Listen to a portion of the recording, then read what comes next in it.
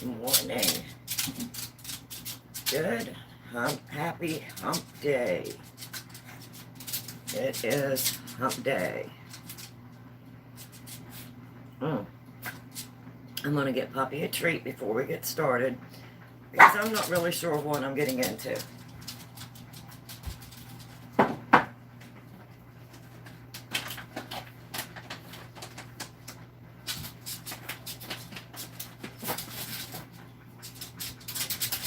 So, got Puppy a treat. Sit. Good boy. Okay, and boy, did I get a scare. And you can probably hear my washer going in the background. I'm washing some towels. Doing laundry. And you're going to have to forgive the hair. I just threw it up because I'm not sure what I will be getting into. So, but coffee first. Definitely. We turn on an extra light here. Yes, coffee first. So, if you're bored and it's hump day and you just want to do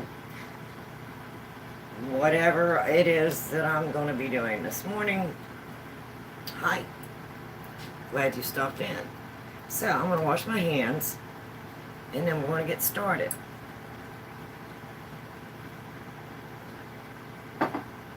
So, let me get my hands washed.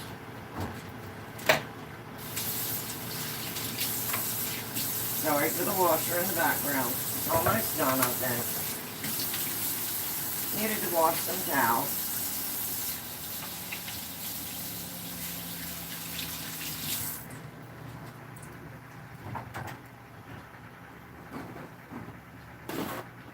So if you watched my Terrible Tuesday live yesterday, where I had the phone sideways instead of this way, I'm learning all of this. But anyway, in all of the Terrible Tuesday, I did dehydrate some shredded carrots and I dehydrated some mixed vegetables that I had left over. So, I'll show you how those turned out.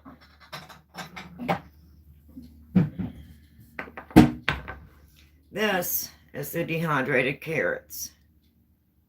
And this was, I had 3 little bags, enough to make like 3 carrot cakes approximately. So I just dehydrated them because we're getting ready to go camping. So this way I can just put them out in some water and rehydrate them. I don't have to worry about running to get fresh carrots. And if you're ever at a camper, you know you don't have much refrigerator room in a camper. So that's why I do all the dehydrating. So on my Terrible Tuesday live yesterday, turned sideways and me flipping back and forth and the whole Terrible Tuesday, we did get the shredded carrots dehydrated. And you can see how they're rolling freely. Maybe you can hear that. And let me see if I can get a big one out here. This is what the carrots look like dehydrated. Hi, looking beautiful. Well, thank you. I just threw everything up and it is what it is this morning. Hi, good morning. And then this was the mixed vegetables that I dehydrated yesterday. And I think it was a quart bag I had left over. So I wanted to go ahead and dehydrate these because these rehydrate so great. How you been? I've been great. And how are you? Hi. You are. My name is Tammy. And this is a paranormal channel. But I do a little bit of everything. So it's just my channel. And if I'm bored, I hop on. Because now I'm disabled and I have some more time on my hands. And we're getting ready to plan another camping trip in about 4 weeks. So when we go camping, there's a lot of times that I'm not close to a store. My name is Richard. Well, good morning. Good morning, everyone. Thank you for coming in. So this makes it really easy for me at the camper when I dehydrate vegetables, especially like my husband loves carrot cake. And like I said, you don't have much room. Hi, Jess. Good morning, Jessie. Good morning, Jessie.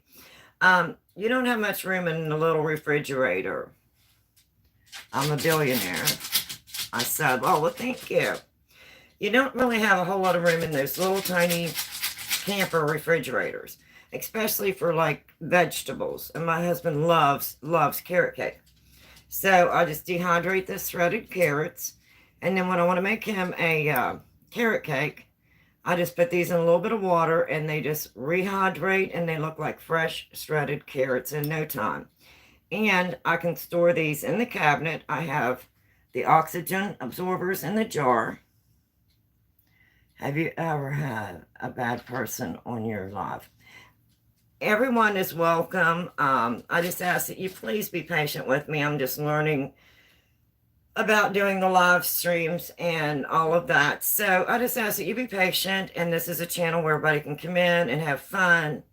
And if you have suggestions, I'm learning a lot of new things. Like for hydrating today, I'm going to try hydrating some eggs.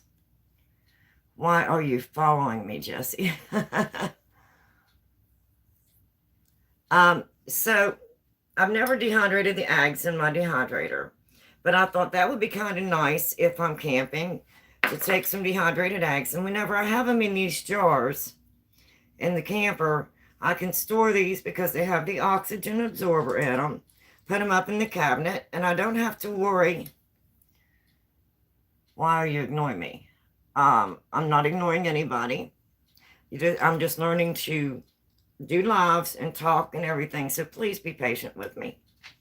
So this way I put them in jars and I can put them in the cabinets, and I don't have to worry about a lot of cans. Like if I wanted different mixed vegetable cans, this little jar is a quart of mixed vegetables.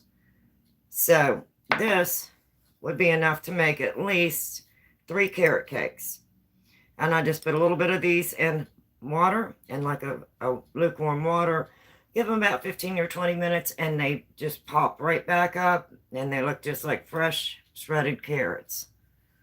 Hey, how much subs have you on my YouTube? I only have a small channel. I think there's maybe 240 people that have subbed to me, because I do paranormal, and then I do a lot of research, and then I try to share some of that research, and then I do some cooking and some dehydrating and some planting, and I just do a little bit of everything. So these are the ones I did yesterday, and I was having a really terrible Tuesday yesterday, so I still got this done, even though my phone was in the wrong format. So this is what I did yesterday: the shredded carrots and the mixed vegetables that I dehydrated. So, and then I also made the cookies. So let me see if I can turn you around here. And we did get some cookies made. Chocolate chip cookies. So even though I was having a terrible Tuesday, I did get those things accomplished yesterday. So today, what we're going to try to do, I've never dehydrated the eggs in the new dehydrator. So I'm going to try and dehydrate some eggs to take camping with me, because then I can just hydrate them, and if I want to use them for baking or make scrambled eggs, I think it would be great. So we're going to attempt that today. And then I'm not really sure what all we're going to get into. So I'm going to move you over here. And hopefully you can still see me. The cookies. Oh, yes, the cookies. My husband wanted cookies, so we did get the cookies made. I was just having a terrible Tuesday yesterday. I come on and I was in a hurry. And when I set up my live stream, I didn't realize that my phone format was sideways. So if you go watch yesterday, please forgive me. It was terrible. It was a terrible Tuesday. So these are the trays that I got with the dehydrator. And you can see that they have a lip on them. So I'm not really sure how many eggs I'm going to put on each tray. And I'm going to go ahead and try it in this dehydrator. So I've got 4 eggs. I'm not sure if I can get them all in there or not. Cookies, will you share? Oh, yes. You're more than welcome to have a cookie. Here, let me bring you over. And you can pick the cookie that you would like. Lots and lots of cookies. So, okay, now, over here is my dehydrator. It is the Magic Meal dehydrator. So this is a new one. Well, the first one, okay. We'll give you the first one. The new dehydrator is the Magic Meal. And this is the MFD 7700. And I like it because it's very compact. It's not much bigger than my standard toaster. Let's see if I can move these over. And here I want to put a toaster next to it so you can see how compact that is. So if I want to take this camping, I can just take it camping with me. And if we're someplace where I can pick up fruit or vegetables or herbs and I want to dehydrate, it's very compact and very easy to travel. And we do use the camper a lot in the summer, and sometimes we go for, you know, a month or 2 months at a time. So you can see that that's basically about maybe 1.5 or 2 toasters high, about 1.5 long, and a little bit wider than a toaster in the front. So it's very compact, and that's why I got it. What am I going to eat tonight? We're having hamburgers for dinner tonight. Cheeseburgers and french fries for dinner tonight. I'm doing a kitchen freezer rotation, and I always make a bunch of meals. If you go back and watch my lives, I'll make like a large meatloaf, and then I'll cut it into like one large meatloaf may make 3 servings, 3 dinners for myself and my husband. So I will cut it into the 3 dinners and then store each one of those into the freezer, and then whenever I'm ready, we just bring it out and we have a quick, easy meal. And with us remodeling, it gives me several days worth of dinners already prepared. So all I have to do is go to the freezer, get out one of the meals that I've already prepared, and there's dinner. So tonight we're just having hamburgers and french fries. And because I still have some hamburger I'd like to rotate, because we're getting ready to go back and pick up some more groceries. So I like to rotate my freezer. So yesterday I did the pork loin that we had, I had made it before. And then we ate half of the pork loin and I froze half the pork loin. So we had pork loin and mashed potatoes and a side Caesar salad for dinner last night. And my husband had carrot cake for dessert and chocolate chip cookies. So anyway, today what I'm going to try to do is I'm going to try and dehydrate some eggs. Now I'm not sure what I'm going to think of this dehydrator and dehydrating the eggs. So this is going to be my first attempt. So please be patient. And I have 2 of the trays. Now if I like this, I can always order more of these trays. That's what I like about this dehydrator.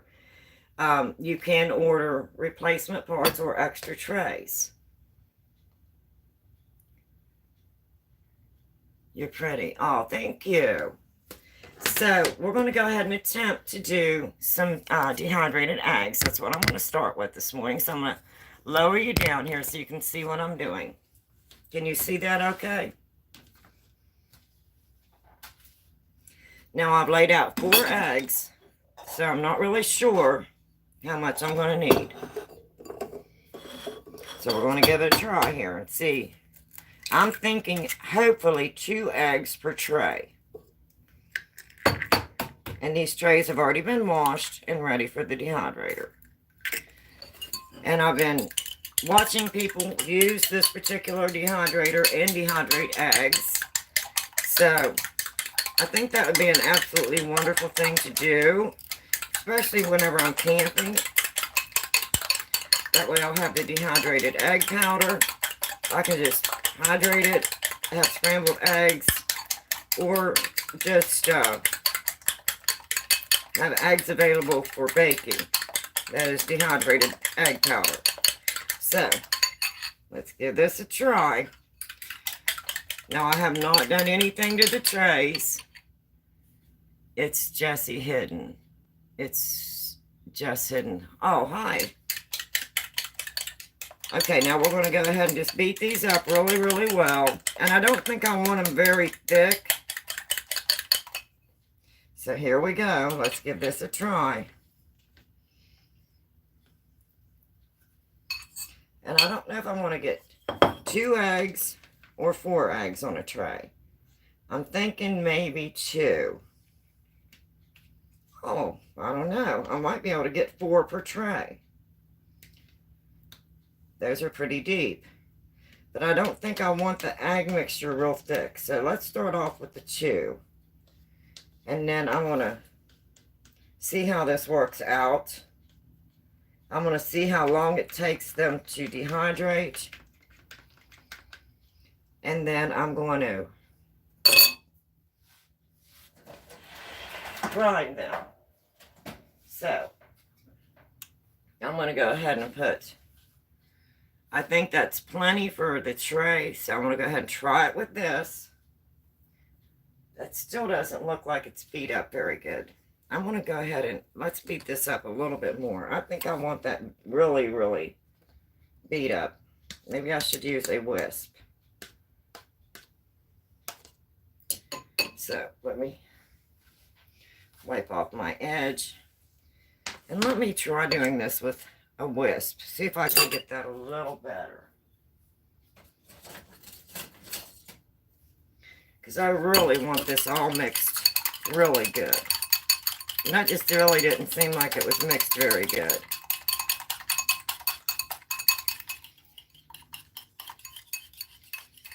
That is my YouTube. Oh, I'm sorry. I can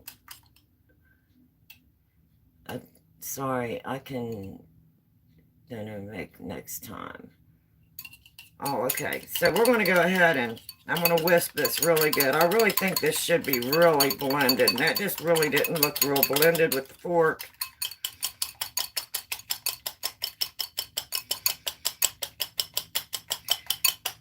I'm excited to get ready to go out and open the camper up this spring and get ready. Okay, and I want to try and smooth that out a little better.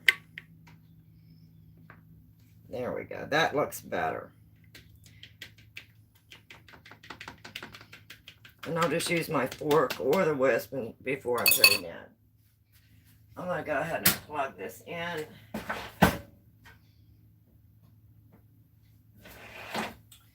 And I'm going to set this for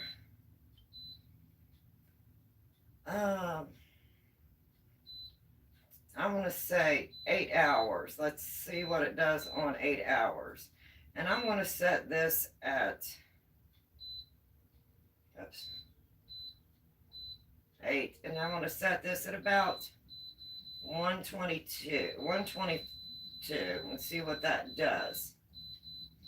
Because I want it to dehydrate. I don't want it to cook.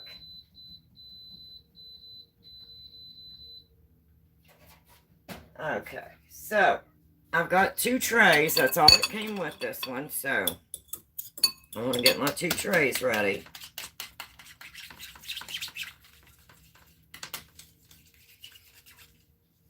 Oh, it didn't take. I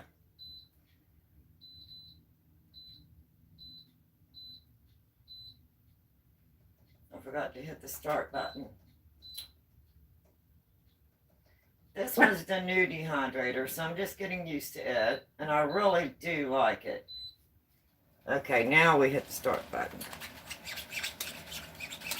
I'm going to check these probably about every 4 hours and see what they're doing.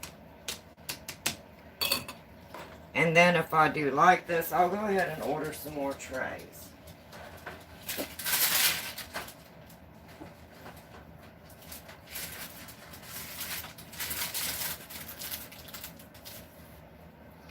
And I'm going to do the next tray. So that'll give me 2 trays. And then I still have some shredded carrots. 1 more bag of shredded carrots. So since I have the dehydrator going this morning, I'm going to go ahead and do 2 trays of the shredded carrots. And then that will be all of my carrots. And that should give me approximately 4 carrot cakes. Because that was 4 bags that I had frozen shredded carrots and put them together. So that'll give me 4.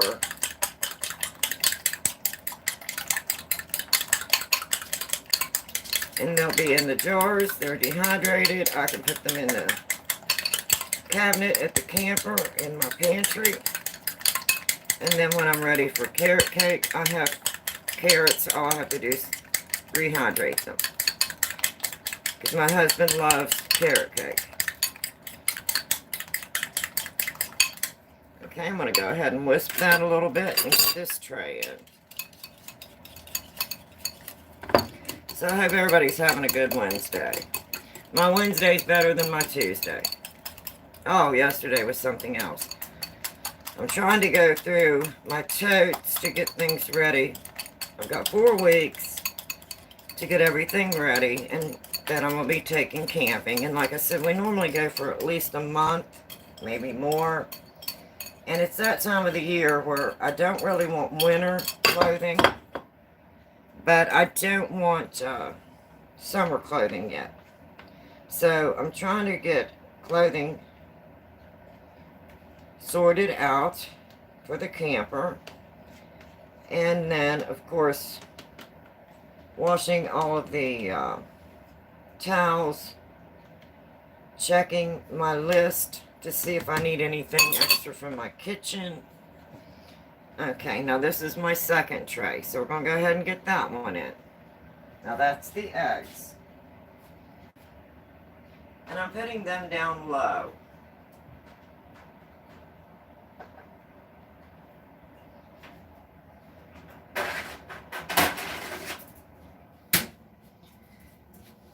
Okay, so that'll be the eggs that I'm putting in.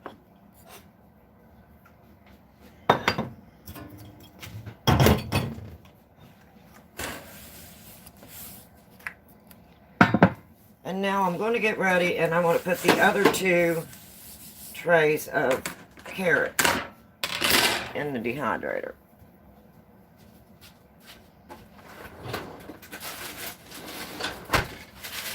And what I did was I froze just enough carrots to for a carrot cake.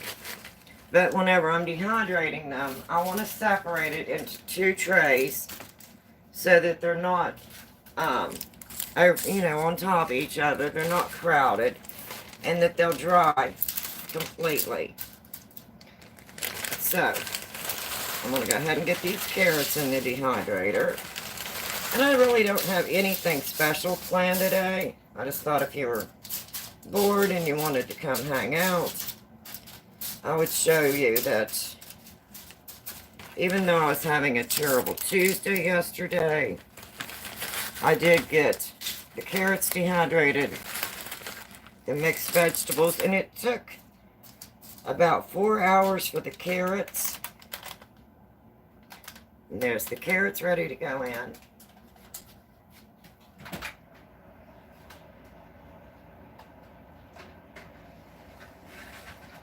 It took about 4 hours for the carrots, and it took about 8 hours for the mixed vegetables. I just let them run the full 8 hours.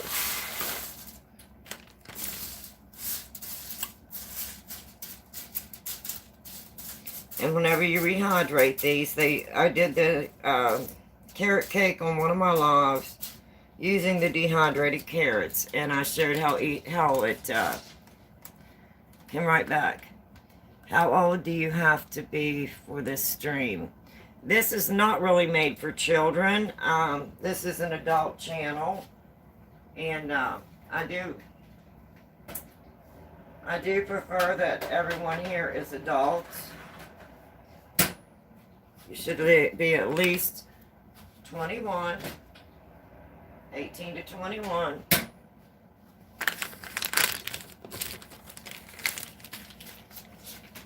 Okay, so now that's going to give me the 2 trays.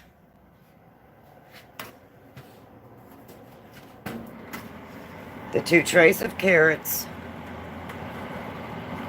I've got them on top. And then I've got the 2 trays of the eggs on the bottom. So that'll be what I'm dehydrating.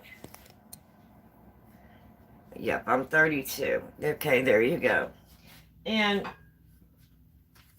I picked up a new coffee grinder. I have my regular coffee grinder because I like to grind my coffee beans. But I don't want my herbs or the eggs, when I'm dehydrating the eggs, I don't want them ground in my regular coffee grinder. So I went ahead and picked this one up.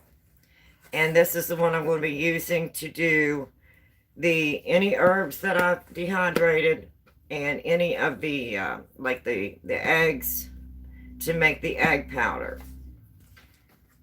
And I'll be right back.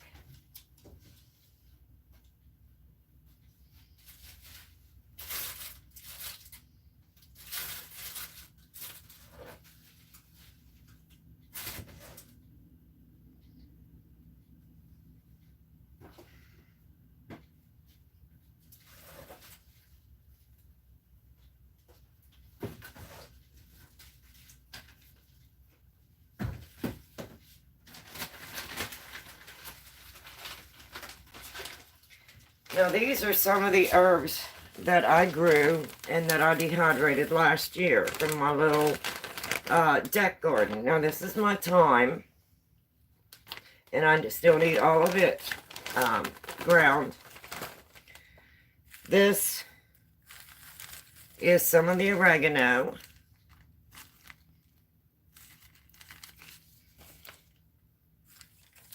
This is some of the chives. And these are from my little tiny deck 3-tier herb garden. And then here is some of the parsley. So that's why I purchased the new grinder, coffee grinder, because I really think that I can grind. I hope that you can see that pretty good. That bag doesn't really show very good, but the thyme is absolutely beautiful, and I wish you could smell that. Oh, I just love, I gotta go, thank you. I love the smell of thyme. So that's one reason I bought the new coffee grinder. I don't want to have all of the herbs in my coffee grinder, so I'm going to have a separate grinder for the herbs, and then for the egg powder and things like that. So that's why I purchased that.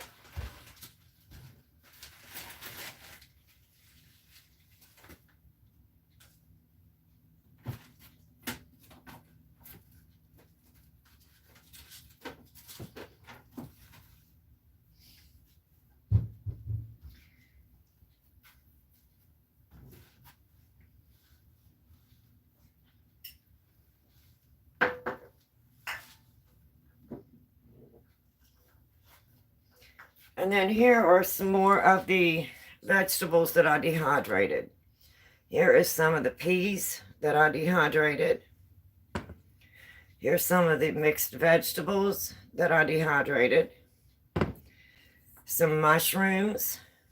These are the white mushrooms that I dehydrated.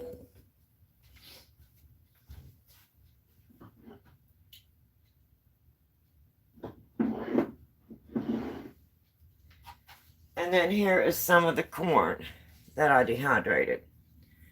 So you can see how pretty the colors stayed when I dehydrated them. And whenever I put them in water, they just pop right back. So I really, really like this dehydrator. It's new and it is doing an absolutely wonderful, wonderful job. So I'm very impressed. I do like it. And like I said, the colors are just so bright. And I mean, it is just, it dehydrates even. I don't have to transfer my trays around. And all I'm doing is putting an oxygen absorber in with the dehydrated product, as you can see. And these jars, I just saved some of my spaghetti sauce jars. And they work absolutely wonderful for my dehydrated vegetables. So, I have another whole jar, complete jar of the corn and another one of the peas. So I just wanted to go ahead and finish off the mixed vegetables that I had left. So that's what I did yesterday. And that was this little batch here. Now this has been in the cabinet for, oh, probably a little over a month. And these are the ones that I just did yesterday. So you can see how nice they hold their color and how nice that they're staying in the cabinet. So this is the ones that I, even though I had my terrible Tuesday yesterday, I did get that dehydrated, the mixed vegetables, and that was about a quart. And I did get the shredded carrots dehydrated, and that was 3 of the bags the size that I just showed you. And each one of those bags is enough for me to make a carrot cake for my husband. So this would be enough for 3 carrot cakes, and then the 2 trays I put in today will be enough for the 4th carrot cake. And I have this small jar, so I'm going to go ahead and add the others to this, and that will give me enough for 6 carrot cakes total, or 5. This would be 3, 4, this is enough for 5 carrot cakes. And I can just take these, put them in my cabinet at the camper, and I don't have to worry about running out to get fresh carrots when my husband wants a carrot cake. And he just decides he gets up in the morning and he wants a carrot cake. So a carrot cake it is.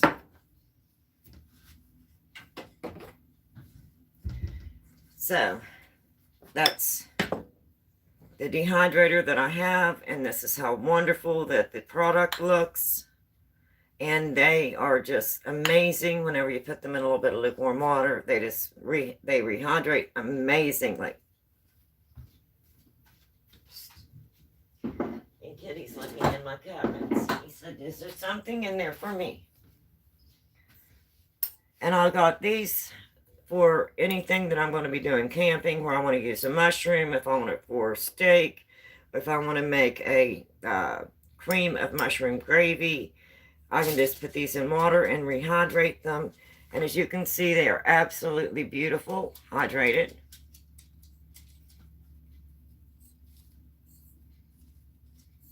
Dehydrated. So, I'm getting all this ready for camping, so I can save a lot of space. I don't have to have cans of mushrooms. I don't have to worry about space in my refrigerator for fresh mushrooms or fresh carrots. I already have them dehydrated, and I can just put them in my pantry, and when I want them, there they are. So, this is some of the preparation I'm doing for my camping.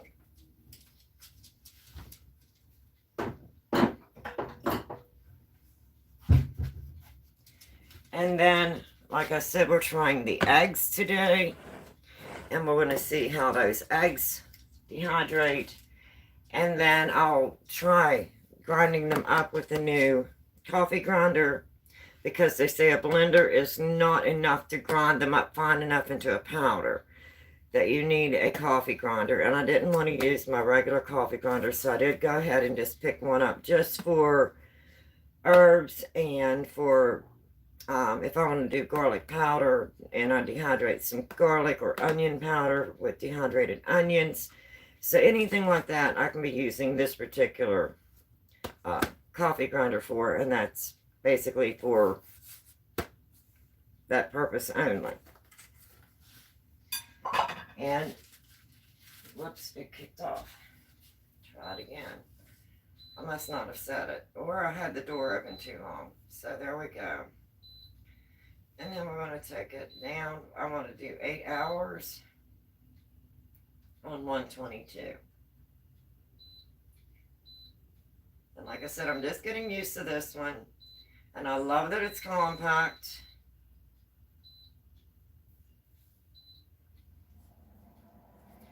Because if I want to take it camping, if I know I'm going to be going camping and there's fruit or vegetable stands and I want to go through and pick up some fruits and vegetables and I want to use the dehydrator, this is small enough that I can take it with me and dehydrate while I'm camping. If it's a rainy day and I don't really have a whole lot to do, that'll give me something to do. And I love staying busy, as you can see. So, this was from my yesterday, my terrible Tuesday. And it is the Magic Mill dehydrator. Hopefully you can see that okay. And it is the MFD 7700. And it is very compact, so I do like that. So it came with, how many, let me see. It came with 1, 2, 3, 4, 5, 6, 7 shelves. It came with the 2 trays that I just put the eggs in to dehydrate. And then it came with 2 of the mesh trays as well. And I like to do berries and different things. So these, for anything that's small that you don't want to go through, this would be very nice for those. And I do have blueberries that I'll be dehydrating.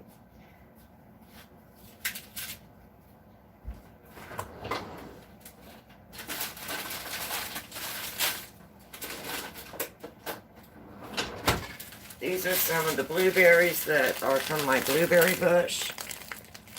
And here's 2 quarts. And after I get all these ran through, I'm going to go ahead and dehydrate some blueberries.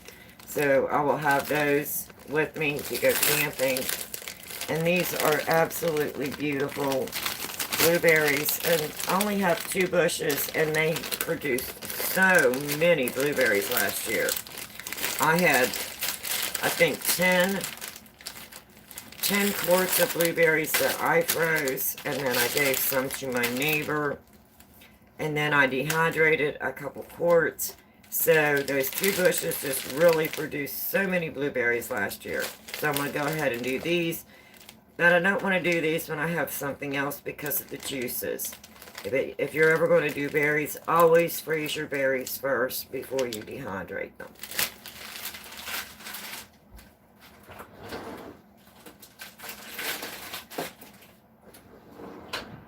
Because berries have so much water in them.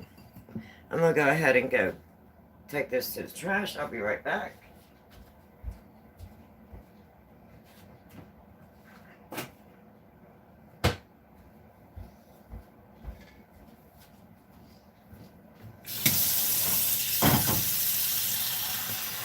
So I'll go ahead and bring you over here.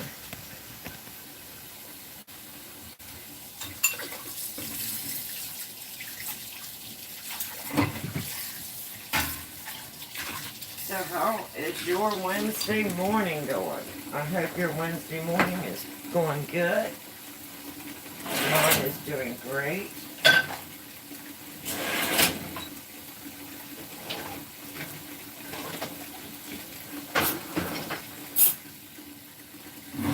I'm trying to do a complete freezer rotation.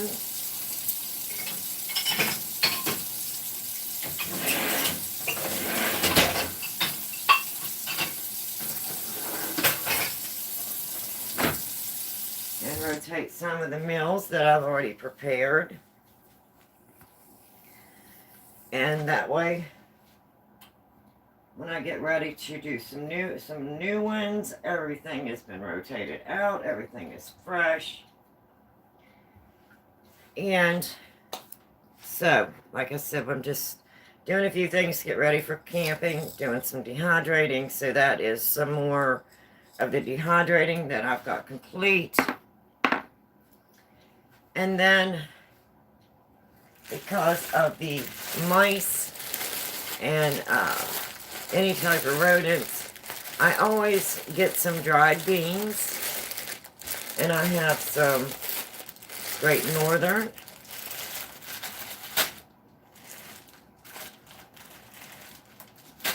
Some baby limas. Some pintos. And what I want to do with these is I'm just going to put these in some jars and then I'm going to seal them. And I'll have those to take with me camping. And I can just put them in my pantry. I don't have to worry about something getting into it, especially mice in a camper. And then my husband absolutely loves the 15 bean soup. So what I normally do is just put this in a jar. And then I put the packet seasoning in plastic wrap or in a small baggie, one of the little sandwich baggies, and put it in my jar. And then whenever we're camping and he wants his 15 bean soup, it's in a jar. I know that it's rodent free. So that's something we're getting ready to work on here this morning. And I did pick up some more things for the kitchen. And some were for here, and some was for the camper. So, I've got my list. I'm going through my list. So, I will have everything ready to go.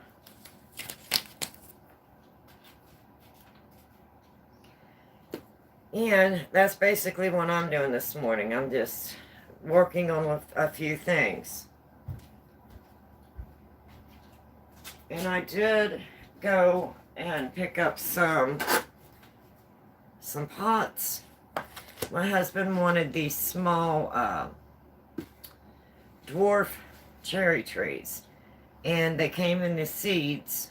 The seeds did arrive, and I did plant 6 seeds. So I do have 6 of these containers. And I did get them with the bottom.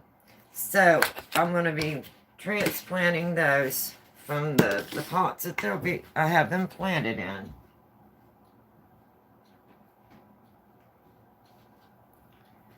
These are my starter plants, pots for the dwarf cherry trees. So, I'm going to be taking them from this pot when they do sprout into this size. And then once they get a good growth, then I'll move them from this to a large patio pot. Because of them being dwarf, they can be on the patio, and they should be ready for and producing by July. So I'm watching for them to sprout. So far they haven't sprouted, but it's only been about a week. So I went ahead and got this ready. I did get the 6 pots. I don't know that all 6 of these will sprout. But just in case, I got the 6 planters. So that's going to give me a nice size difference. And that should give them a good growth. And then once they get started really good in this, I can always move them to the large patio pot. And that's... they're saying that they can be grown on the patio, in the patio pots. So, we're waiting for these to sprout. They have not sprouted yet, but we're waiting.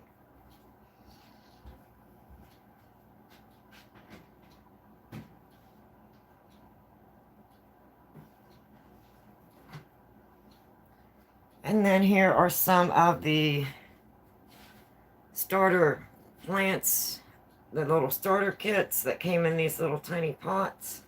That's the difference in the pot sizes. And this is the cucumbers that was in the starter kit. So they're ready to be transplanted. Some will be transplanting them this week. And then this one is some of the parsley.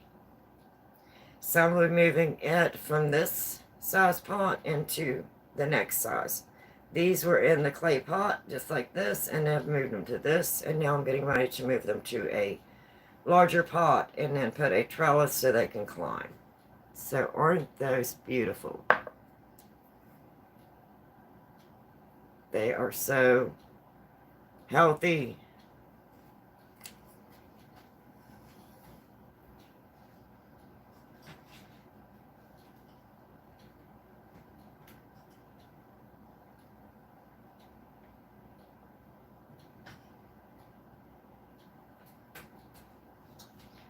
And then these are the tomato plants.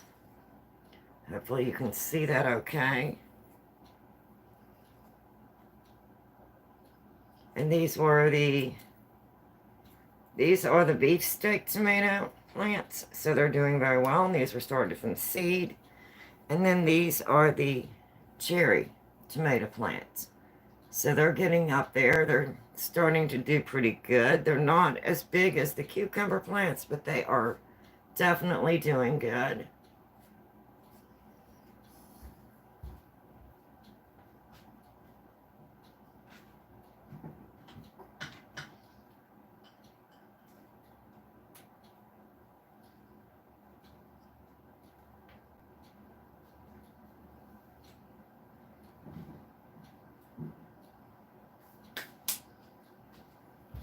I'm going to go ahead and wash my hands again. So, that is what I was getting into this morning. A little bit more of the dehydrating. And looking at all of the different dried beans and things that I want to take camping, and then getting all of that ready, because I have about 4 weeks to get everything ready, and that way when I go camping I know that I have everything available. And a lot of times, like I said, we're not even close to a store may be an hour away. So I do have the dehydrated milk, I have the 2%, and I also have the whole milk and the dried powder. Then I have the dried beans, I have the dehydrated vegetables, and so that's basically what I'm getting into today. And again, like I said, I did get the new coffee grinder just for the herbs and for the powders that I want to make. That way I don't have any of that in my regular coffee grinder. So I did get that picked up. Did get the planter pots, the next size up, picked up, so we got those.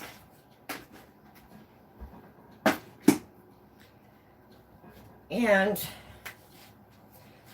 definitely getting a stockpile of some of the dried beans, getting ready to put some of those in jars, so I'll have those for my pantry for camping. I've got the pintos, I've got the Great Northern, and I've got baby limas. I've got the 15 bean soup. So that way, anytime I want to prepare a meal and it's rainy and I want to just do some beans, brown beans with ham and cornbread, I have all of that available in the camper. And see, what else was I working on today? Oh, Ryder, my Maltese puppy, is getting his first real grooming today. He's going to be cut low. So I did 1 or 2 lives with him with all of his fur, because this is going to be his first complete grooming and complete shave. Before, we just did little trims to get him used to the groomer, and she is so amazing. And so anyway, that's what I had on the agenda for this morning. I do have some hamburger thawing out for dinner to make some cheeseburgers and fries, and we'll make an easy dinner because I'm still working on some laundry and going through my closet and laundering things, getting them in totes for the camper. So each week I'm trying to get a little bit more done. So this will be week 1 in preparation, and that is going through the closet and getting clothes for myself and my husband for spring slash summer. So I still need some sweaters, some hoodies for cool days, cool nights, and I'm excited. I can't wait to go camping. And I just love going to the camper in the spring, getting everything opened up and aired out and cleaned. And of course, I brought my list home whenever we closed the camper up, the end of October, 1st of November. So I remember this is what all I need to bring back, and this is what all I have in the camper. So that's going to make it a little bit easier for me doing all this prep. So anyway, I'm going to go in here and sit down for a minute. If you want to come in and sit down with me and hang out, you can. I'm going to refresh my coffee a little bit.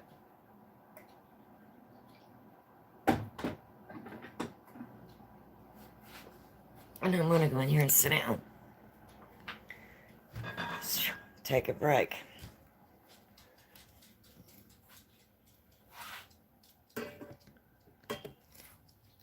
So that's what I'm doing today on my hump day.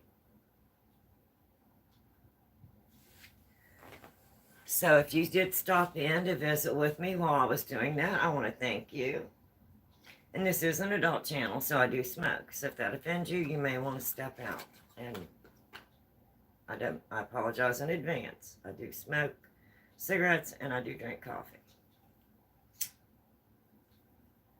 As you can see all that sun behind me, I have spring fever. I'm so ready for spring. I've had all of this winter weather. I'm done with winter. I want spring. And I'm still really, really nervous. I'm going to have to now watch very closely. When I do take Ryder outdoors, I didn't realize that we had a big hawk out here. And he's only about, I think Ryder's about 8 pounds, maybe between 7 and 8 pounds. Trying to adjust that where that sun's not so bad. I think it was better the way I had it, so just be patient with me. So, I never even thought about a hawk, and I took him out to POTTY, and this hawk was huge, and it spotted my Maltese, which is all white, and I kept my eye on it, and I thought it was just going to, stay up there and watch, and it was really watching my Maltese and was getting ready to come down out of this high tree on down to my Maltese puppy. And my heart, oh my goodness, I was frightened, so frightened. It was a huge, huge, huge hawk. And so I did, thank goodness, my Maltese is on a lead. And I don't give him a whole lot of lead because he's still, he's young. He's 9 months old. So it was easy for me to hurry to him and pick him up. And even with me picking him up, that hawk was just so fascinated and fixed on my Maltese puppy. So that's, something I'm really going to have to watch. Of course, when I'm camping, I always have the cage, the play area cage that I can put him in. And then I can always usually put something over my other Maltese. He would go camping with us all the time. His name was Rebel.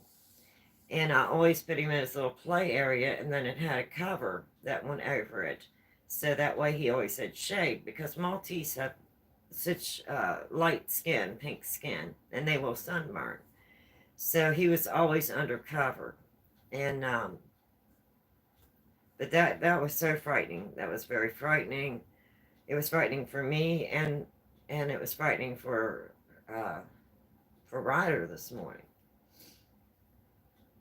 So I'm really going to have to watch that very close.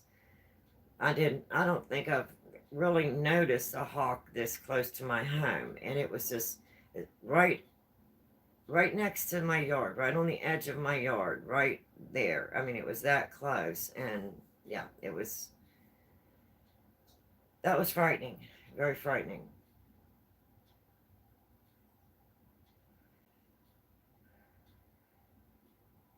And I'm looking up some different recipes for jerkies because my husband likes jerky. He likes the beef jerky. And then I always give my Maltese puppy the chicken jerky.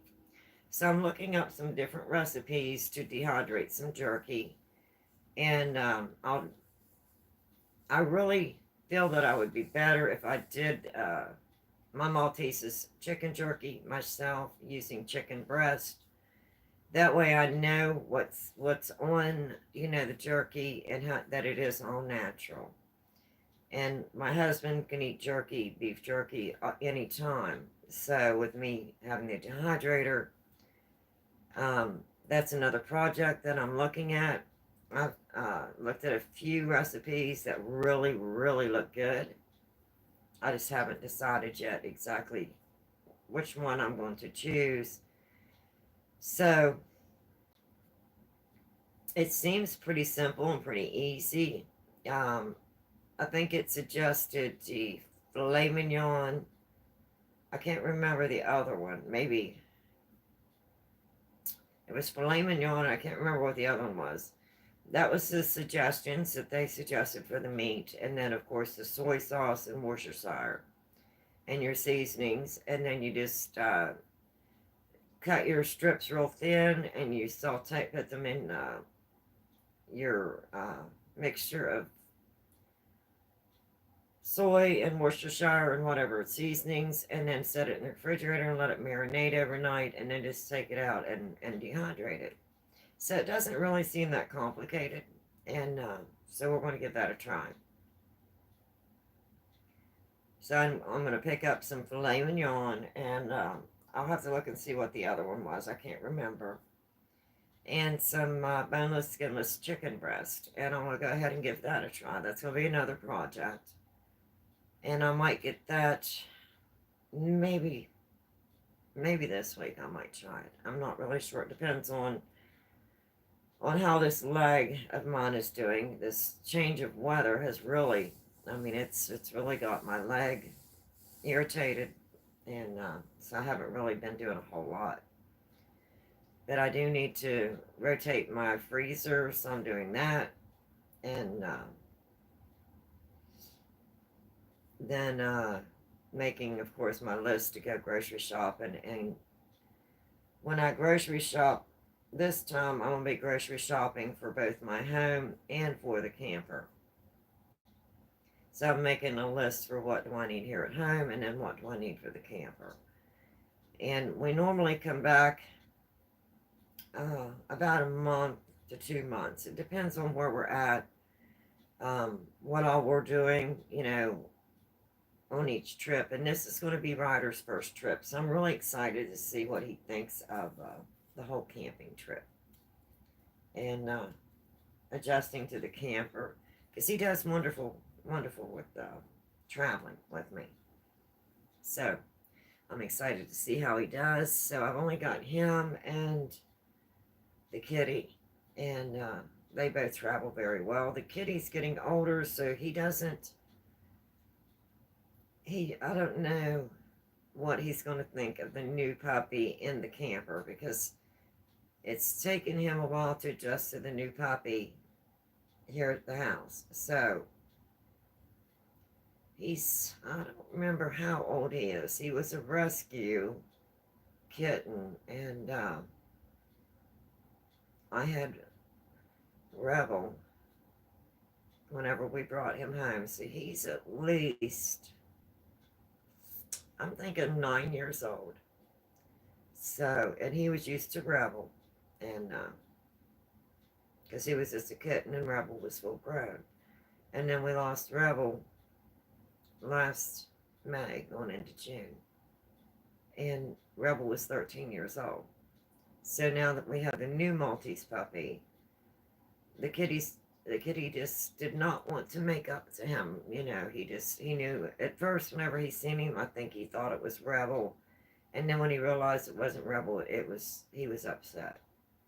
So it's been about 4 months, going on 5 months now we've had the puppy. So they're doing better. And the puppy is being very patient about it. He knows when the kitty doesn't want him around, he just goes to his bed and he doesn't bother the kitty. So anyway, that is what I'm doing today. And let me see how long I've been on here. I've been on here about an hour. So that's basically all I am going to be doing today. I'm going to be doing some laundry. I'm laundering some towels. I'm laundering some different clothes. I'm going through my closet, bringing out totes. And that's my dreaded closet because everything is in totes. And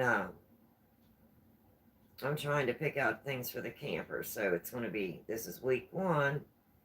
And my husband said about 4 weeks. So I want to try and have everything ready about 3 weeks. Because if my husband says 4 weeks, he's liable to say, well, let's just go ahead and go. And I don't think they understand that you have to have everything ready before you go. Or you'll get to the camp and then you have to make an extra trip to a grocery store or an extra trip to the hardware store or to Walmart because you've forgotten something. So I want to take these 4 weeks and work at a snail's pace and get everything ready. And that way I can check it off my list. I have everything extra that I purchased for the camper this winter, for the kitchen and for outdoors. So I'll have all of that ready to go. And then, of course, our clothes. And then any of the dried foods and canned foods, I can go ahead and get those ready ahead of time. I don't like to take a lot of box foods. If I do, I have totes that I have to put everything in. Hi, remember me? I was here a few days ago. Hi, football. How are you? Yes, I remember you. So we were dehydrating again this morning. Yesterday I did some dehydrating, but I had a terrible Tuesday yesterday, football. I'm just getting used to this whole, how do you set your phone up? And my phone was turned this way, and I tried to turn it that way, and I looked like I was spinning everybody around. But I did get a couple of things dehydrated yesterday. I'm the person who said your plants, and I told you to stop smoking. Yes, I remember that. I remember that. Yeah, and these were the little starter plants. I have a larger one in the kitchen, and I've had it for, probably 10 years or more. Yes, I remembered you. Oh, did I quit smoking? Not yet, sweetheart. Not yet.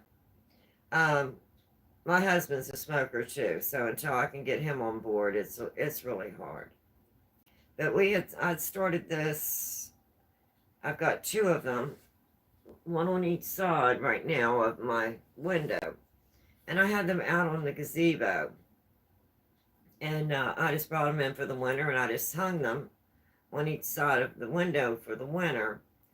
And they've done really good, and they have really grown. So they're probably going to need repotted because I just put them in small pots because they were just little tiny starts. I think they had about 4 leaves or 6 leaves. And I let them root, and then I just planted them. So they're doing great.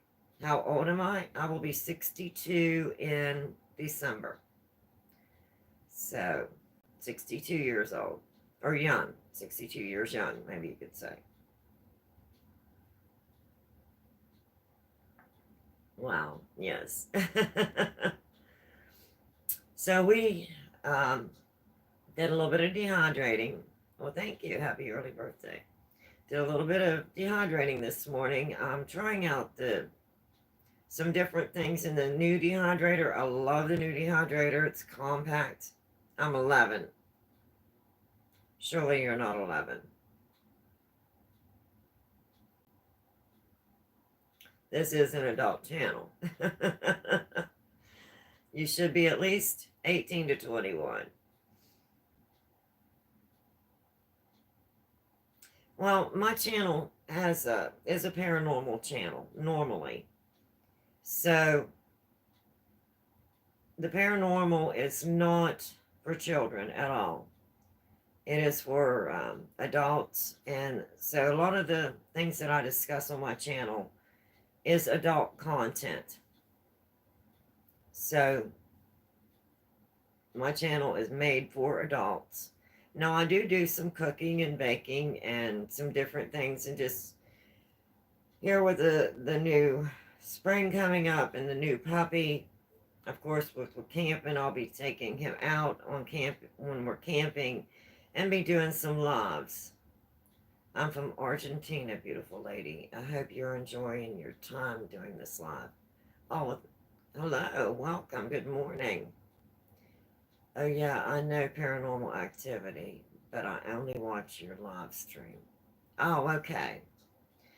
Yeah, because normally I don't do any paranormal lives. Um, because most of the time, if I am doing a paranormal investigation, it is for research, for my own research, or a family has asked me to come in and do an investigation. And I won't do a live because if a family has reached out to me or someone's reached out to me because they're afraid that something's going on in their home and they need help, then I don't I don't want to expose them. I want to protect their privacy. And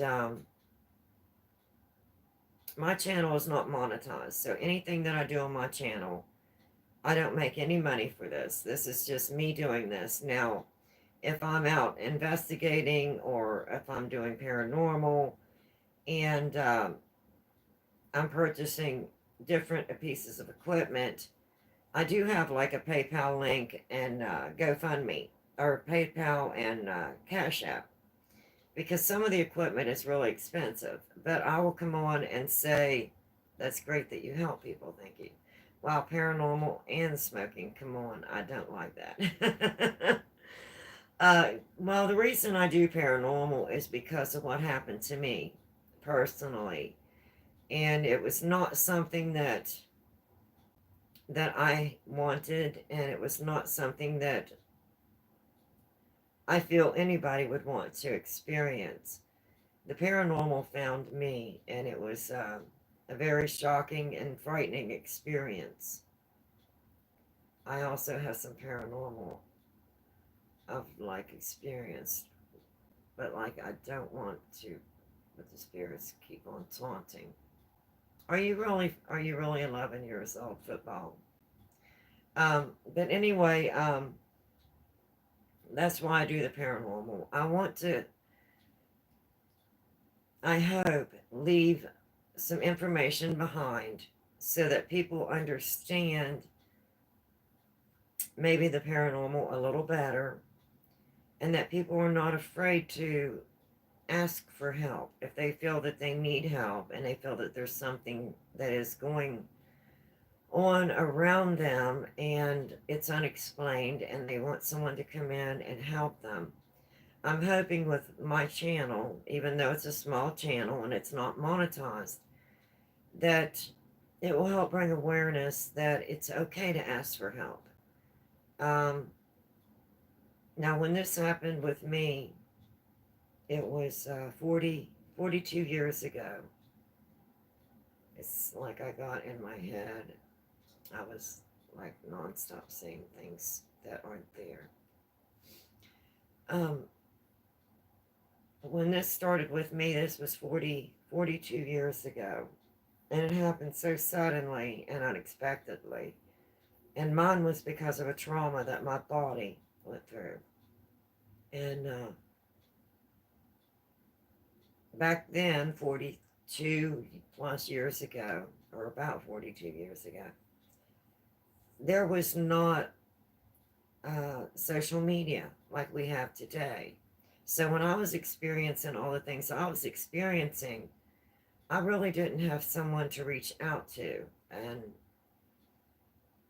I didn't understand what was happening around me and to me and with me. And so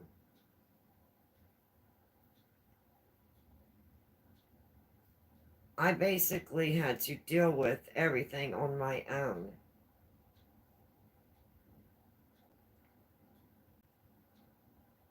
I know you're hesitating. If you don't want to say, it's fine.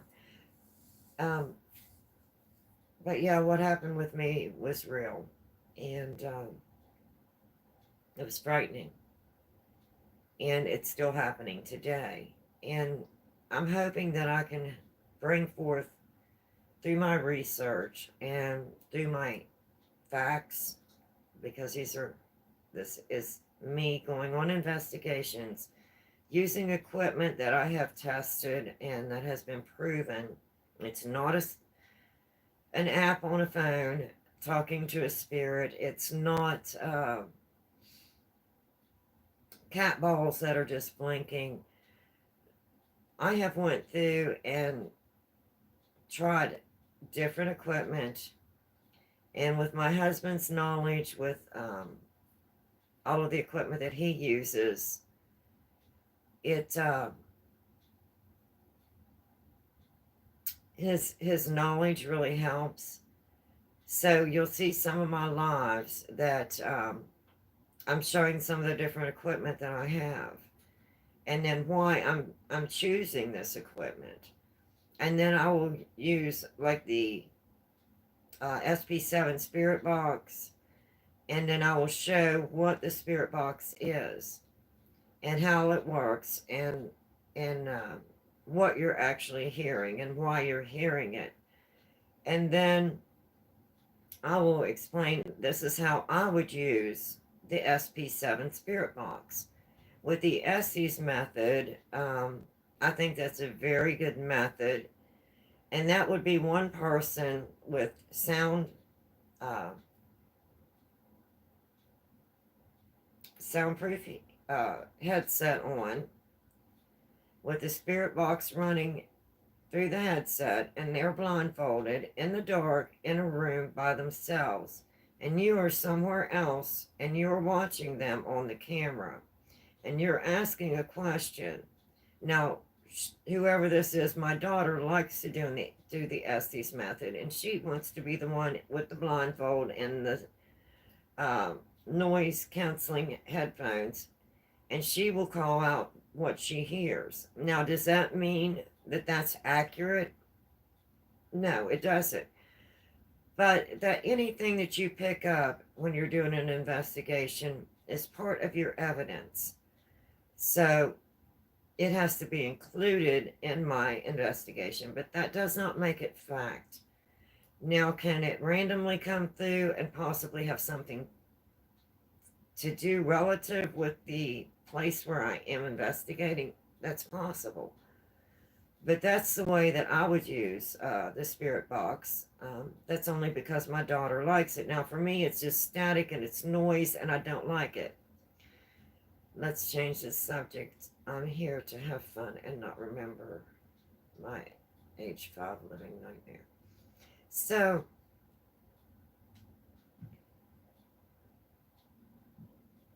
as you oops, no, lovey. Whenever you watch my channel, you're going to find that some of the things I do are just for adults. And that's why, if you're here, it's, my subjects can change. It can go from, this is what I'm doing today, and I'm dehydrating, to, if someone asks me a question about paranormal, and that's why I'm trying to do the lives. I'm also doing some cooking, recipes because my daughter really likes that. And she wanted me to add a few to my channel because she lives in another state. And she gets really overwhelmed in the kitchen easy. So she does better if she's right in the kitchen and she's watching me and we're going through the meal prep together. And on a lot of mine, I don't have a recipe. And she will kind of get frustrated and she'll say, well, Mom, I need a recipe. And I don't have a recipe. So she really likes that I'm doing some of the lives on my recipe. And then that way she'll always have it. Look, by using like some religious stuff. Of course, I'm Muslim. No offense. You can use religious stuff if you're Christian. I always, I have sage for cleansing, and I do pray before I go out on an investigation. I will do my prayer, and again, whenever I'm done on my investigation, because whatever I'm experiencing there, I don't want to bring it home, and that has happened to us before, myself and my husband. And I don't want that to happen, but that doesn't mean just because you say, don't follow me home, that doesn't mean it's not going to happen. And the minute that you open your mind that you're going to go to a place and you're going to do an investigation, you've already opened a door. And once you open that door, you really do not have control of what is going to come in that door. People do not realize that. So that's why I have my channel, to help explain my experiences and to leave behind my research, my findings, the different types of equipment that I've tried, I've purchased, I've found that it's accurate and that is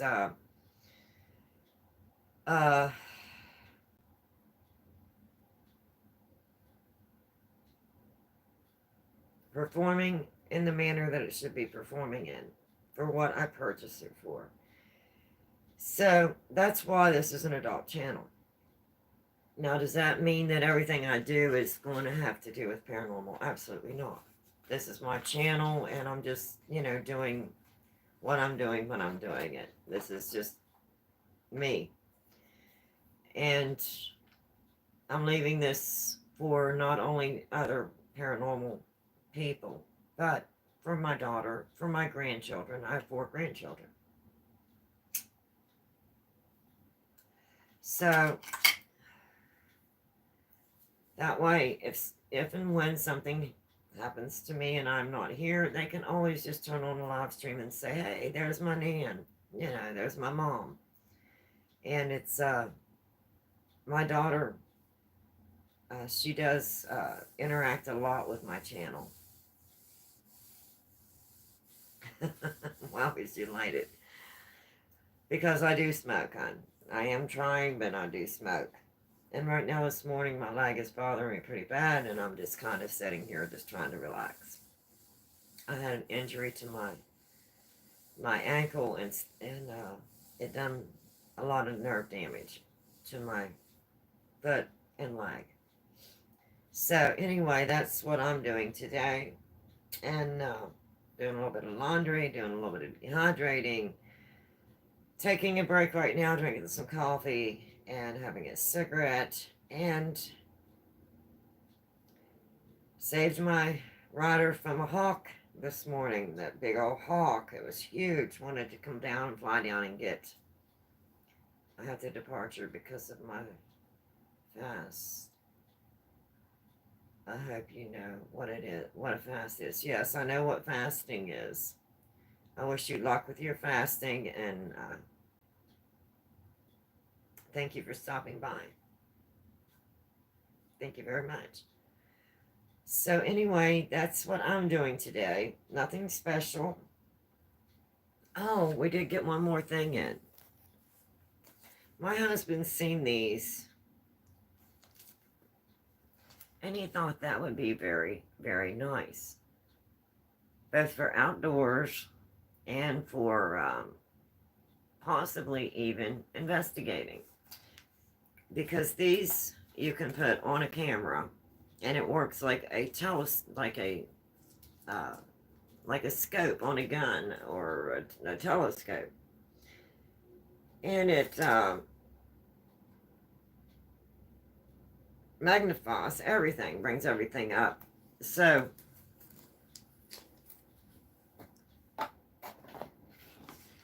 my husband got one, and he got me one.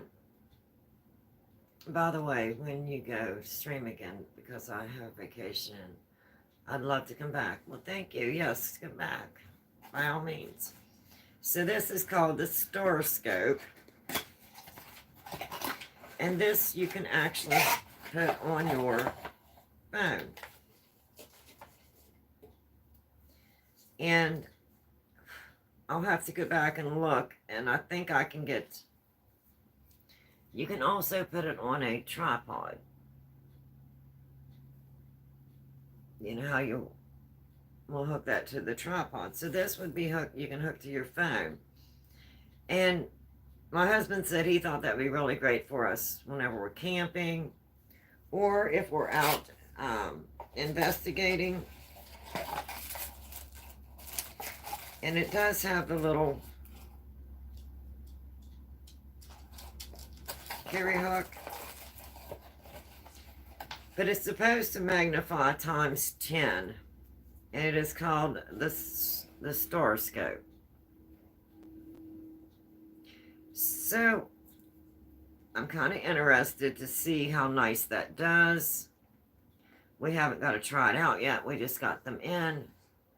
Do you have any flare optics? No. The only thing I have that is the flare is on my phone, just using it would be the phone app. I would like to get we've got a small drone, and I'd like to get a larger drone, and I'd like to see it have the capability to also do the flare, do the night vision and the flare. Or if I need, I may have to get two drones, one that does so many things and then the other one that does the flare. So this would give us two that we can set up, and these will be great for camping, being out in the woods, any type of investigation that we're on. So I'm kind of excited to try these out. And it is the Star Scope. And as you see, it's saying that it times 10 times magnification. So I'm wanting to try these out. And my husband is the one that says, oh, let's get one, and then we just decided to get two. So that way he has one and I have one. So that way if he's seeing something and says, look at what I'm seeing, I don't have to stop and go to where he is. He can just tell me, and then I can actually pinpoint where he's at and what he's looking at and what he sees. So we have two. So I'm excited to try these out. Those are new.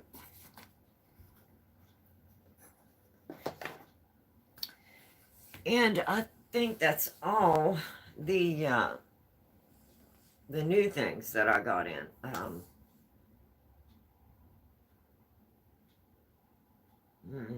Trying to think there was anything else.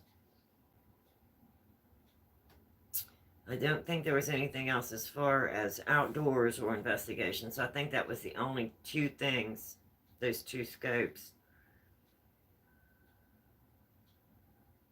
We still have some more things that are coming in. And then, of course, we're looking at the different drones.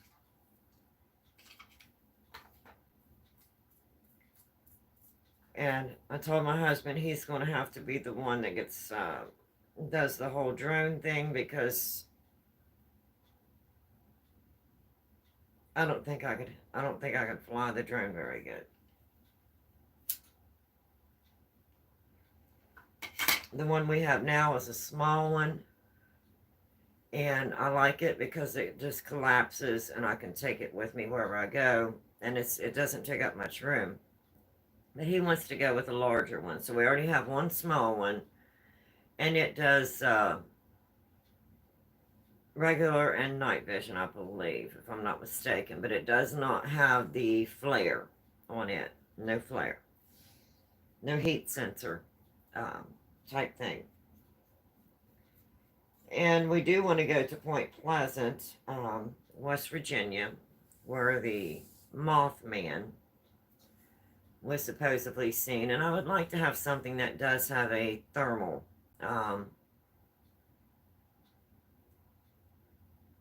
Number one, it's going to be dark. Number two, it's going to be in the woods.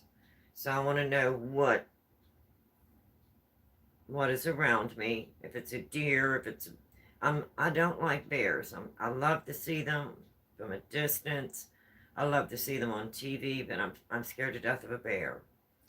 Um, Especially a mama bear with cubs. That really is frightening for me because they are very, very protective, and I don't want to get between a mama bear and her cubs. So I want to be able to know what is out there in the woods, especially when we're going to be in like Point Pleasant.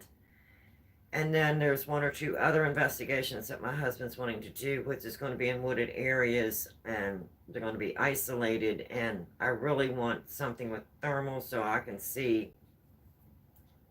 If I'm hearing something, I want to be able to see what's around me. You know, what am I hearing? That's for my own safety. Because I know I'm disabled and my husband's disabled, so, you know, I want to make sure that we're safe. Anything that we do, I want to make sure we're safe. So, safety first. Always safety first. So that's one investigation that we're getting ready to do. And then a family has asked us to come into their home. And it has been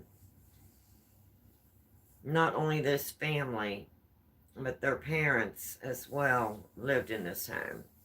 And there was paranormal activity in the home.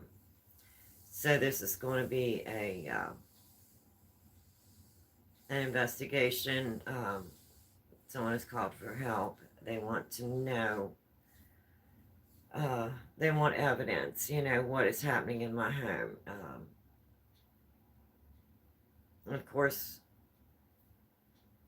we always keep them private. We do not want to exploit them or their home. And my husband's very familiar with the area. So he told him that, you know, we discussed it, and he told him, yes, that we would come in and do a complete investigation. And it won't be just a one night investigation. It'll be several nights, several days with everything set up.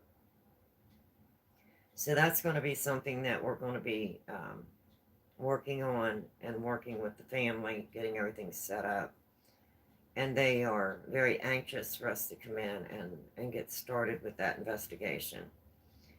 So I've picked up a few more pieces of equipment, and I'm checking all of my equipment that I have now to see if I need to purchase a second one, because if it's a piece of equipment that I really like, I want to have it in one area, but it would be maybe nice if I had a second one in another area. So I'm looking at the size of their home and, you know, how much equipment am I going to need, how many cameras am I going to need, how many recorders. And I normally run digital recorder and then the little mini micro recorder, both. So that way I have both and I can compare them. You should try out the FPV drones. I know someone who has a first person view drone. I've never used one, but the videos from the drones look interesting. They can be very small and very fast. Wow. I'll have to check into that. Thank you. The FPV. I'll remember that. Yeah, my husband's been looking at a couple different ones. Good for investigating, I guess. It's like VR, get through a building. Okay, or through a tunnel. Now, see, I have a small one, and whenever it's unfolded, it is just tiny. It's a very tiny drone, so it can get into small places. But my husband's wanting to go with a larger drone, and he wants one that has the follow me and then return. Mine, I don't think, has all of those features, but it is a very small. The one I have now is very small. And my husband can pretty well maneuver it in through home, in a home, as long as he doesn't move too fast, because this one is so quick it wants to, I mean, right now, as soon as you touch it, it moves fast. So, he's working with trying to maneuver it in a building, but a large building, it would probably do really good. But he was going along with it, and then all of a sudden he moved, and it just went straight up and hit the ceiling, and I thought, oh no, it's broke. And it was going for a second, and then it dropped back down, and he started flying it. So that one's very touchy. The one we have is very, very touchy, and it's very small. And he, like I said, he wants one that has the follow me feature and the return. So the technician that does all of that kind of stuff. That's beyond me.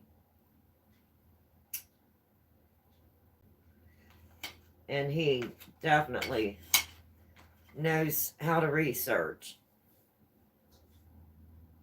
He'll pull everything up, and he'll spend a lot of time, and then he'll look at the reviews. He really wants to see the reviews. What do people think of them? What are they capable of? Yeah, so he's definitely looking at a couple. And we have to be careful, because I think some of them you have to have a license to fly. So you have to go in and do the license and be licensed to fly. And then with the drones, that's why he has to be really careful in the zones wherever we're at, Are they drone, free zones that you can fly a drone in? So there's a lot that you have to consider when it comes to the drones. So that's all going to be my husband. I'm more setting up the equipment and actually, doing the investigating and stuff. My husband's more the technician, and I'll get a piece of equipment. He'll look at the piece of equipment that I'm looking at, and then he'll say, well, let me see the reviews on it. So then he'll go in and look at the reviews. And then when the equipment comes, we want to run multiple tests on that piece of equipment to make sure that it's accurate before we ever take it out on investigation. So I'm investigating here at home before I ever even leave to go do an investigation, if that makes sense. So even though you're not investigating, you're investigating. You're doing research, and then you're purchasing, and then whenever the equipment comes in, you're setting it up. You're learning how it operates, and then you're actually running it through its trials to see if this is going to be a piece of equipment you feel would be accurate, or if this is just a piece of equipment that has been boasted to be good for paranormal investigation. Now, I do not like the phone apps. Now, if we get completely bored, we will bring out the phone apps, and we will just, walk around with them. But that we don't consider as fact. And then I even have the Ovulus, which is, I think it was over $400 for the Ovulus. And you have to pay for it in advance, and then it takes several months for them to get it ready, and then you get your Ovulus. And did I purchase the Ovulus because I can walk around and it's talking to me? No, that's not the reason that I purchased my Ovulus. I think I might actually have it here. I actually purchased my Ovulus for all the other features that it has. I'm not even sure if this is charged. Oh, yeah. It might be. It's not, yeah, it's charged. So see, this has a lot of different features. Not only the talking. So, the talking, yes, you're going to have a word dictionary. Dominate. Lust. And it just has a little tiny speaker on the back. So I normally hook it up to Traverse. A Bluetooth Iron. Speaker. Gone. Shoulder. Closet. So it's just going to randomly spit out words. So is that why I paid over $400 for this piece of equipment? Absolutely not. The reason that I purchased this piece of equipment is because of the other different features.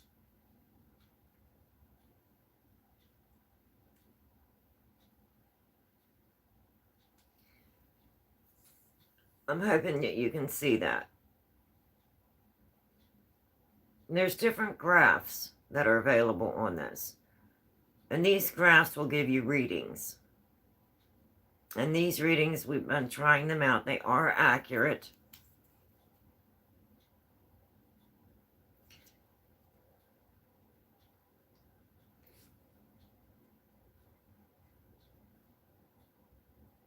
Let's see. And then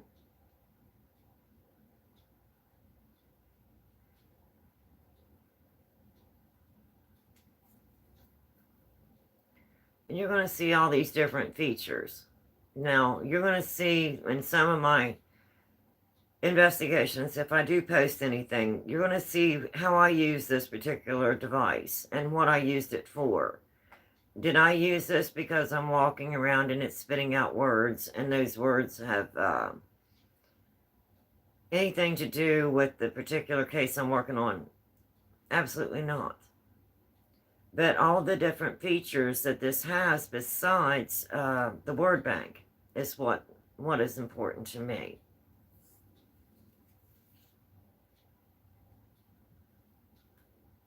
And it has a nice, oops.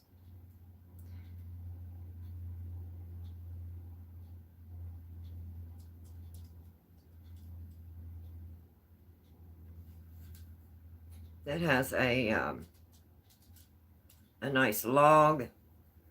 So if it does actually spit out words, and I'm walking around and it does have the word bank, and it does have a log, as you can see. So anything that I'm doing on an investigation, I'm going to be looking at this log, and I'm going to go ahead and, if they want all of my evidence, if I had this on and it was spitting out words, this log will be part of my investigation. Now, does that mean that every word that's on this log, I'm hoping that you can see that. I hope it's close enough. Does that mean that every word on this log is accurate? Absolutely not. But in order for me to give someone that has called me into their home for help, in order for me to give them all of my evidence, if I've walked around with this and it gave me all of these words, I can do a snapshot of all of these words, because this doesn't have a printable log. And maybe some of these words on here may be familiar with the home owner where I'm at, and they may not. But it would still be considered part of my investigation. So when you're investigating, you want to use every tool that you have in your toolbox. But does that mean that this is actual facts because I'm walking around and spitting out words? No, that doesn't mean that.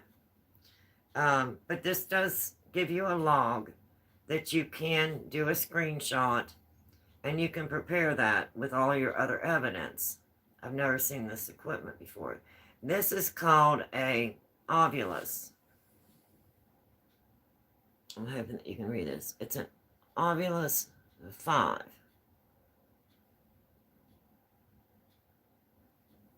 And if I just turned it on.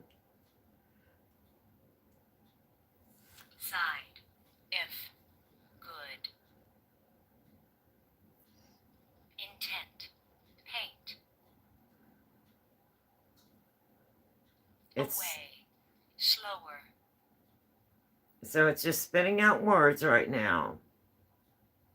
I haven't even asked the question. Some. Myself. News.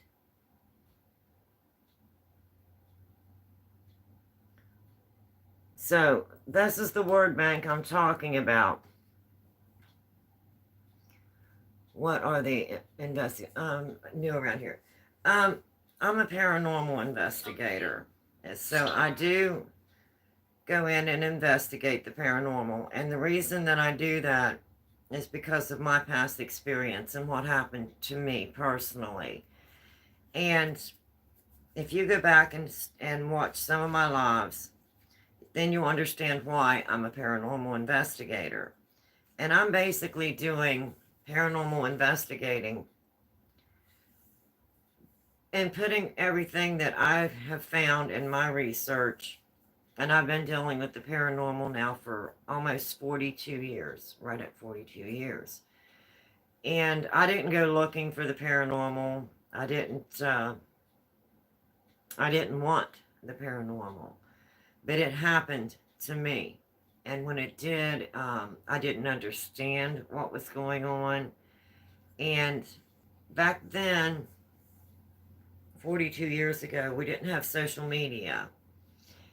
So I didn't really know who to go to or who to talk to or how to find answers. And that was my biggest thing. How do I find answers for what is happening to me? You know, and now we have social media platforms, and there's been so many different paranormal groups, especially Ghost Adventures, whenever they come out, and Ed and Lorraine Warren. I mean, there's been so many different ones, and the more that they did bring out, the easier it was for someone like myself that has had something happen to them to be able to come out and to talk about what happened and what is still happening. So this is why I started my channel. I'm hoping that all of the research that I've done to try and find answers for myself, I'm hoping that that may be able to help someone that may be dealing with something that's paranormal, and maybe some of the research that I've done will help them to understand that it's okay to talk to people about it, to reach out for help. So basically, that's what my channel was here for. It's a learning and teaching, and I'm basically sharing, you know, my research, sharing some of the experiences that I've went through, and this is why I started my channel. And then, like I said, I go out and purchase equipment. And when I go in to do an investigation, if someone says I have something happening around me or in my home and I think it might be paranormal, I want to make sure that the equipment that I've taken, that I have tried myself, my husband along with me, and that we have decided what, like this piece of equipment has all of these different functions. But does that mean that every function on this piece of equipment is going to be absolutely accurate? Absolutely not. But it still has many features on this piece of equipment other than just a voice. That voice walking around would be similar to, say, a app on a phone that people download. They maybe pay $10 for the app. So basically, that may be what this alveolus word bank would be. prayer, Yes, it's a multi-tool. for me, contrition, And it just has the little small speakers, so I normally put a Page. Bluetooth on it Strength. if I'm going to let it run. soothe, And then, like I said, I can always, everything that it says, I can pull up the log. Now, this doesn't have a printable log, but I can do a screenshot. If I've let this sit and run, it'll give me a log of all the words. And I can screenshot that, so that becomes part of my evidence. Does that mean that every word on here is a fact? Absolutely not. But does that mean that this can be used as part of my evidence and part of my investigation? This is what I have, all together. That's cool. I'm a mechanic. I have a lot of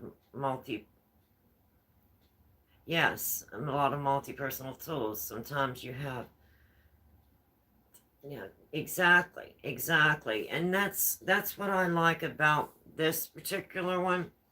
Because, like I said, if someone asks me to come in their home and do an investigation, I want to give them all of my evidence, and explain to them, this is what device I used, and this is, what I collected. So this one does have multi-functions. So I do like that. I really like the different graphs.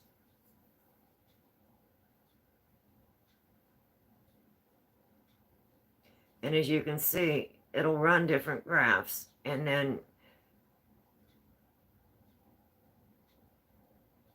so it's not just a talking piece of equipment that you walk around and it's talking. And so it'll give you uh, more evidence to present.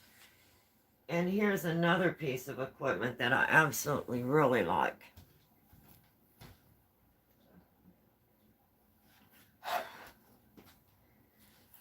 And this is called the EDI. And this is a multi-tool. I may have to put batteries in. Yeah, let me get some batteries. And the reason I really like this piece of equipment, because I don't, it's got multiple functions, but it also has the SD card holder, as you can see. So everything that this captures is going to be on the SD card, and then I can take that SD card and create a file and present that to whoever has asked me to come into their home and to do an investigation. So let me go ahead and put some fresh batteries in this one.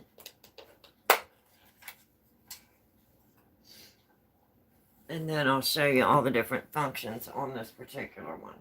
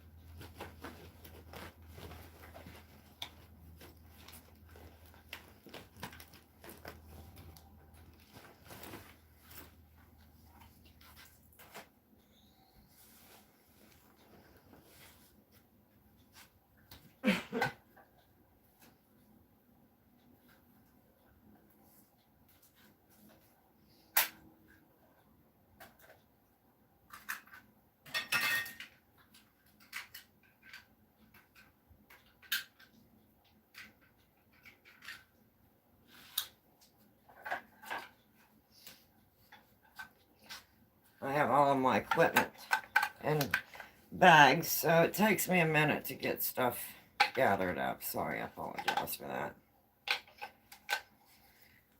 Okay.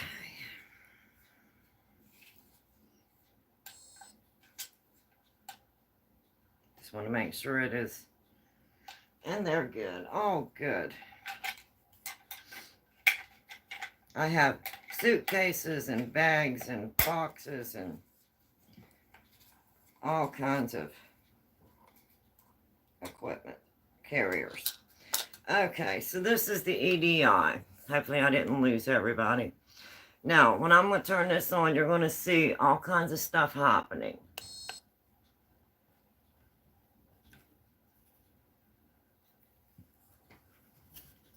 Kitty, no. Let me put the kitty down. No, don't jump up here and hit my camera. Okay, up here, this is temperature.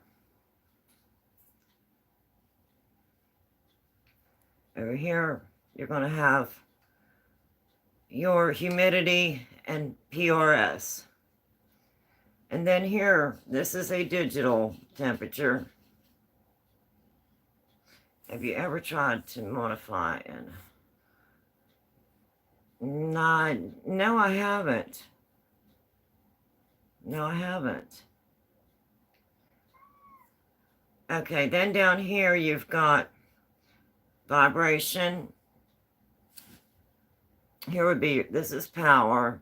This is vibration. This one is speaker. This one you can, here's where you would hit your record button. So if I had my SD card in, I would want to set this up and just hit the record. And that's, everything's going to feed onto my SD. So if I have a temperature and all of a sudden that temperature rises or it plummets, all that's going to be on my SD card. Now you can see down here those lights that's blinking. That's vibration. So not only do I have my SD card running while this is recording, and this is setting in a room by itself, I will have a camera that's also monitoring this. So I have my timestamp, and I'll see if there's a vibration. That means something had to have vibrated in that room, or even come up and tried to touch this in order for these lights here to move. Now above it, you're going to see another string of lights. Now these will light up blue. And this will be like your temperature, or, whoa, look at this little string of lights above here.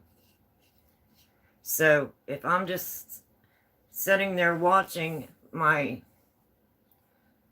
feedback where I had everything recorded, and now I'm sitting down and I'm reviewing, and I have my SD card, and my SD card is showing me all of this, and then I'm actually catching it on camera.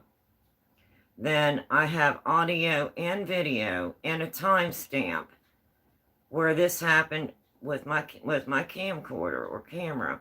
Then I also have the SD card. So that's giving me a lot of different readings. It can do the temperature change. It can do motion or vibration. And this one my husband has definitely used. He is was a certified electrician and plumber.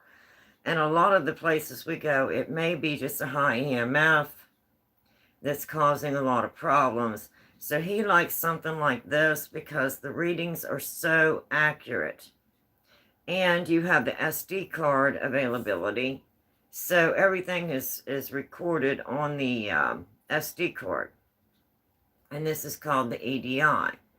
So if I'm looking at, is this piece of equipment more to me than say just getting something that has nothing but motion, or something that has nothing but temperature, you know, or the humidity. Now, whenever My husband was helping someone here a while back. Whoops, wow, something just happened. It just shut off and then come back on. I apologize. So, um, he needed an EMF reading.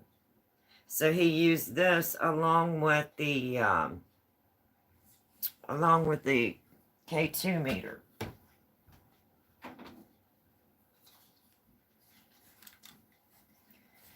So he could take both of these and he could use both of these pieces of equipment.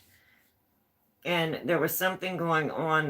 Were trying to install a new furnace, and the EMF reading was too high. So he took both of these pieces of equipment and he set them up, and he said that they were both so accurate that even with separating them, giving them plenty of distance, so one did not trigger the other, because one will trigger the other. People don't think they will, so you have to be very careful, because this piece of equipment could trigger this piece of equipment. So you have to make sure that they're completely separated and they're not affecting each other. So he took these two pieces of equipment. I have an app on my phone. It's free and it's real. It's called Use Your Phone Sensors Independently. Almost like equipment checks light, sounds, and pressure.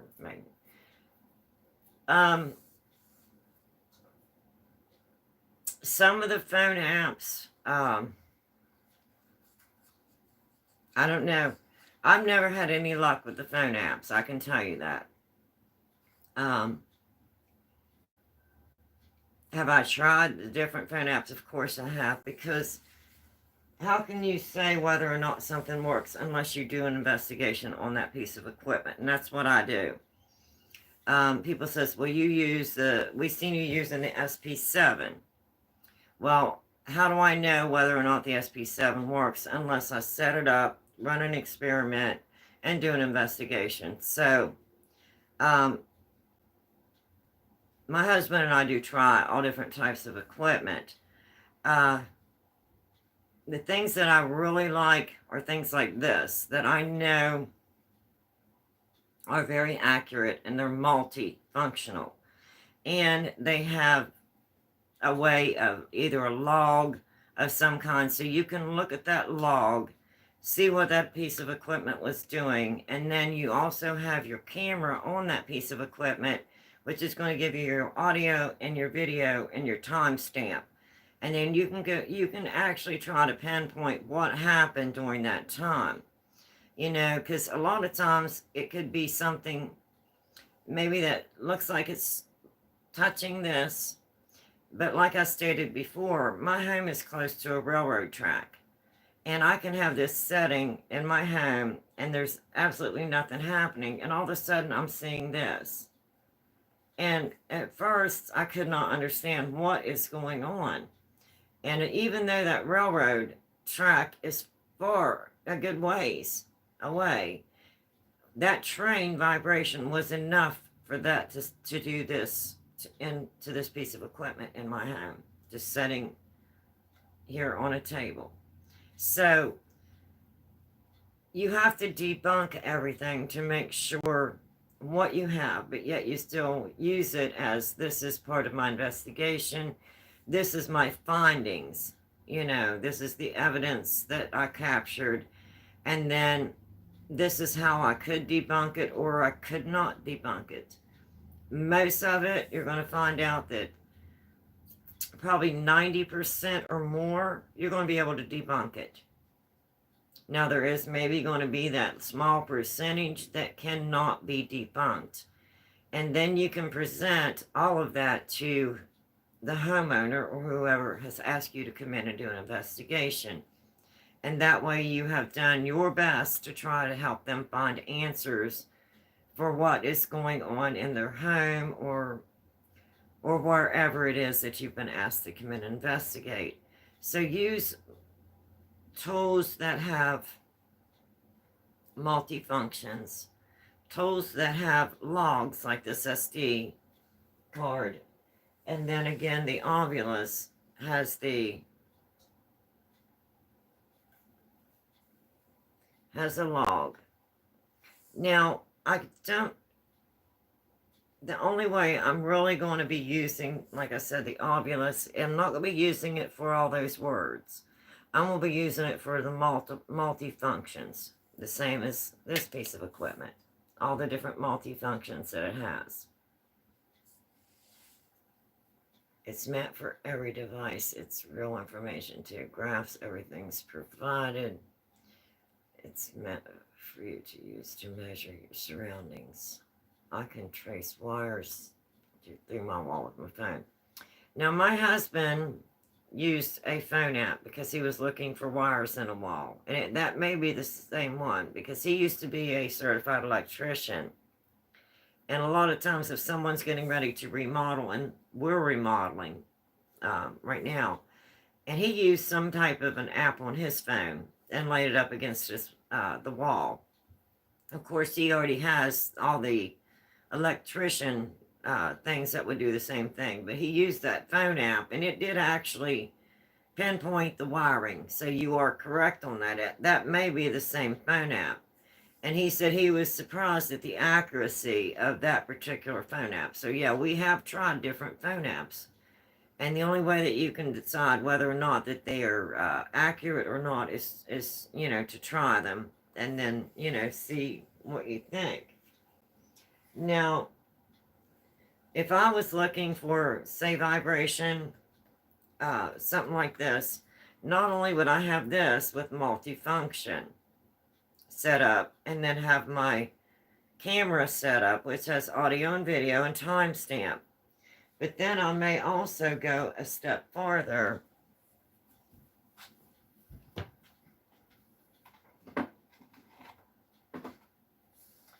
and I really like this piece of equipment because it's 360.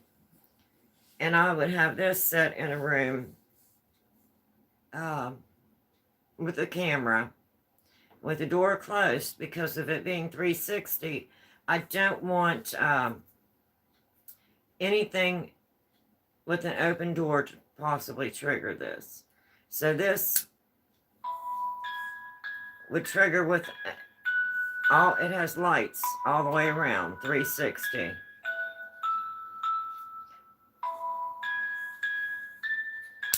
So not only would it show the lights, but it would play the music. So if this is showing that something is moving, and then all of a sudden this one would go off. And it may need a battery. It needs charge. But anyway, you got to see how it lit up and played music. So I use different pieces of equipment. Not just set up one piece of equipment and expect this one piece of equipment to provide everything that I need. So when I go in to investigate, I'm using multiple pieces of equipment. And then I have some that are laser, that do a laser grid on the whole wall, and it's not the little green lights, it's a full wall laser, and does squares on the wall. And it is so accurate that my husband, who owned his own business for 30 years and built homes, said you can literally set studs according to that laser. It's that accurate. And if something breaks that laser, then mine has an alarm.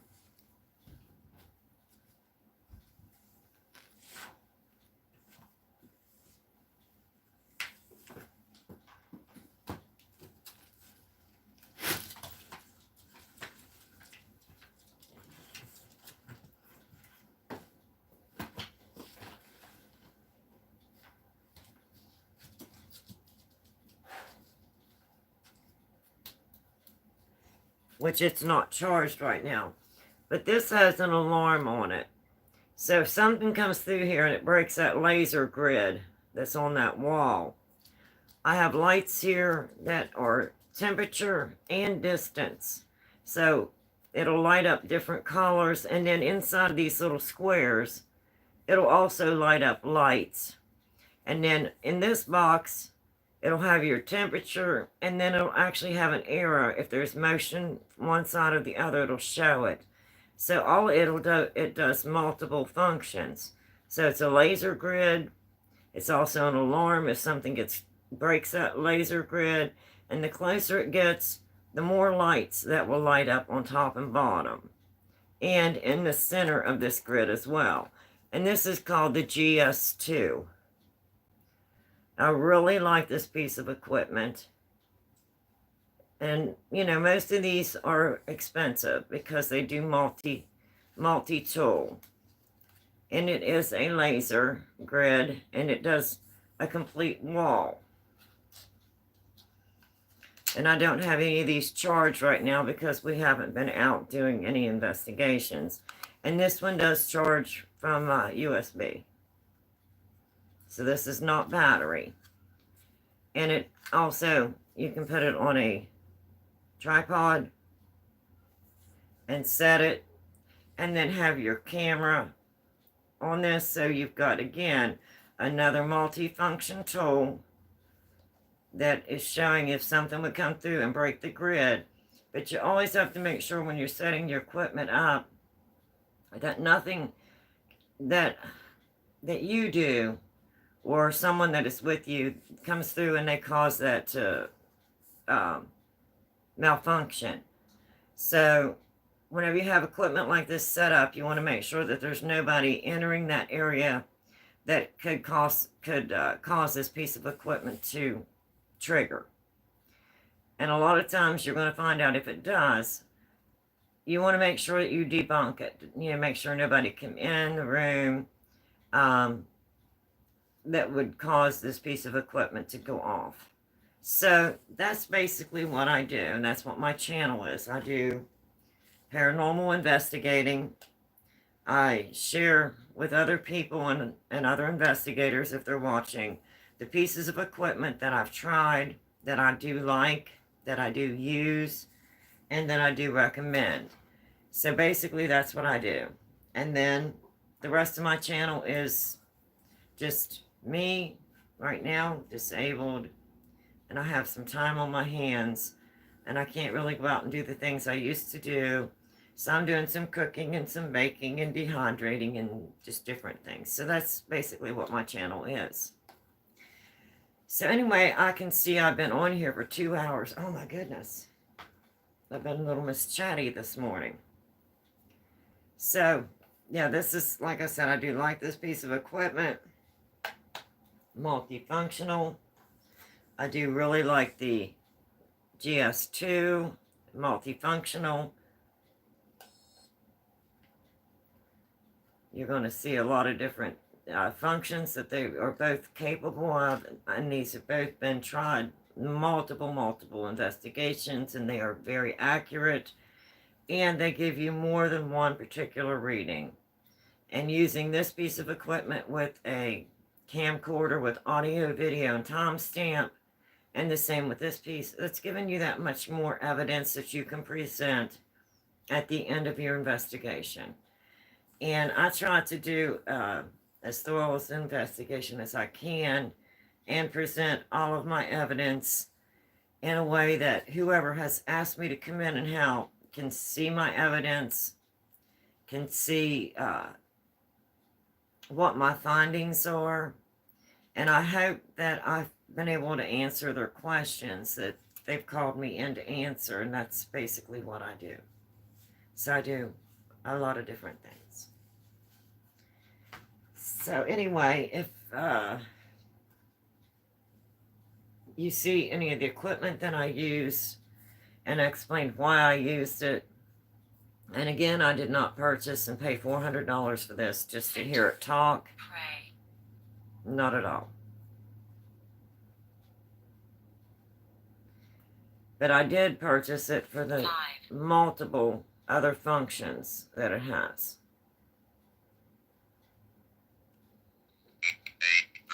Now that, I think, is terrible.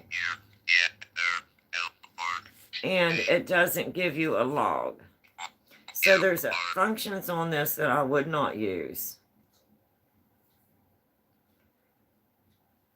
But there is definitely graphs that you can use. And then you can show the logs. And if you have this piece of equipment set up, it does not have a log that on a lot of this that you can just print out. Where this one does have the SD card, and you can hit the record button and it will give you a complete record of everything that's happened during the whole time that you had this piece of equipment set up. It will be on your SD card, and then with you having the camcorder or camera in front of this piece of equipment, it's giving you your timestamp, it's giving you your audio, and it's giving you all the video. So whenever I do pick up pieces of equipment, there may be maybe multiple functions, but there may be some functions that I just basically did not purchase this piece of equipment for. I purchased it for the other functions that it has. This EDI, I would recommend. It is an absolutely wonderful piece of equipment. And it's a little expensive. Of course, the Ovilus was a little over $400. And like I said, I did not purchase this so it could walk around and just do this. Score. That is not why I purchased it. Reveal. Because it's just randomly spitting out words. But I can set it and let it do words, because it has a log. And at the end of my investigation, I can do a snapshot of the log of all the words, and that will still be, part of my evidence that I can present. Now, does that mean that anything on here is a fact? Absolutely not. But it can still be used as evidence. So it depends on the type of investigating that you want to do and how thorough that you want your investigation. And my husband and I basically go in to prove that some place is not haunted, not that it is haunted. So, that's what we're trying to do, is just go in and prove it is not haunted. So it depends on your outlook and how you approach the paranormal. And the paranormal really is real. So please be cautious if you approach the paranormal. I didn't go looking for the paranormal. It's not something I wanted. The paranormal found me, unfortunately. And then I had to find answers. And so I'm hoping that with the experiences I had, and with all of the research that I've done, that maybe it will help someone else find answers to the questions they may have, if something similar to that is happening to them. So anyway, I'm going to go ahead and hop off of here today. I've been on here way too long. And I need to get some more laundry done and some more things done throughout my day. So if you stopped in and joined the chat, I want to thank you. And my channel is just a small channel. It's not monetized. So anything that I do on my channel is just my research, my findings. And I'm hoping that anything that I leave behind can be a record. So if someone needs answers, maybe something that I've researched or something that I've put on my channel may help them to find the answers that they're looking for. So please, again, the paranormal is real. And it doesn't take anything to open that door. And you can say that you don't want any bad spirits and you don't want to be harmed. You can say all these things that you want to say. But when that door is opened, you have no control of what comes in. And on a lot of my investigations, that's what I found. It was something so simple, maybe a Ouija board or playing a game of Charlie Charlie. You know, something so innocent, and a door was opened, and then things happened and they needed help. So always be careful, you know, whenever you're dealing with the paranormal. It is real. And can the paranormal be dangerous? It absolutely can. And can you be harmed?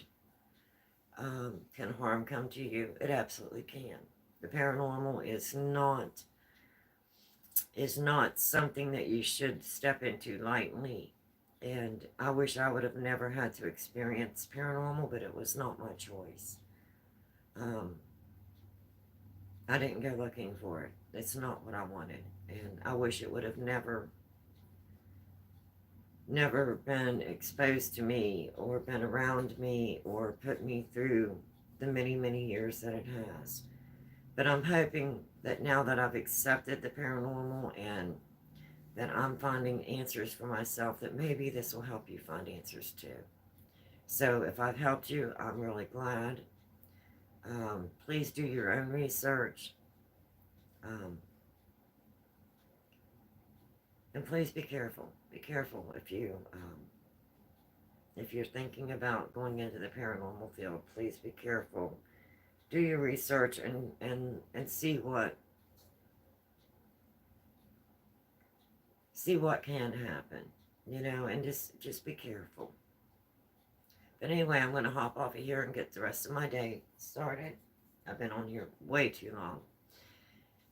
But before I go, I'm going to go in here and we're going to check on those things in the dehydrator.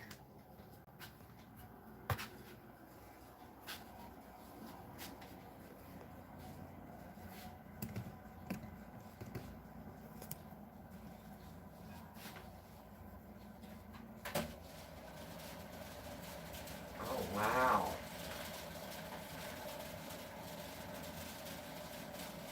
And you can see that this is the eggs, and they are dehydrating. Look at that. And then we're going to turn that into powdered eggs. So,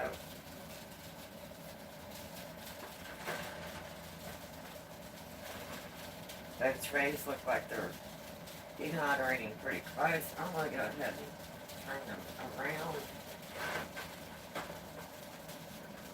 That's all I'm going to do differently.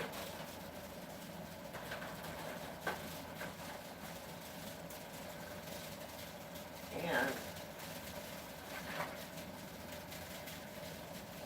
this is the carrots. See how dehydrated those have become. There we go. And this is not lit, it is out.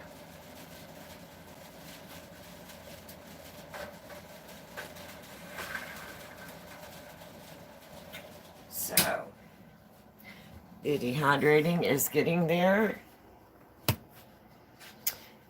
The eggs are dehydrating nice. And again, this is the first time I've tried the eggs in this new dehydrator. So, I have got some more things that I want to get into today. And I have a little one here who needs attention. My beautiful Maltese. Oh, I know. This is Ryder. And he is my baby. He's your mommy's baby. And he says, I just woke up, Mama, and I need to go P-O-T-T-Y. And he's getting his grooming today. So all of this beautiful hair is going to be coming off today. So he's going to get his first official short grooming here in just a little bit. So, Mommy has some sweaters ready, just in case he gets cold. He's 9 months old, and this will be his first really, really big grooming. So, I'm going to go ahead and hop off of here and get ready for that. And Say Mommy didn't brush me out because she knows we're all going to get clipped off. And the groomer says, please don't brush me. It's going to make it a little bit harder to groom because his hair is like feathers. It's just like real fine feathers. So until next time, I'm going to go ahead and hop off of here. And Ryder and I are going to go out to POTTY. And let me see. I'm pretty sure we have them close.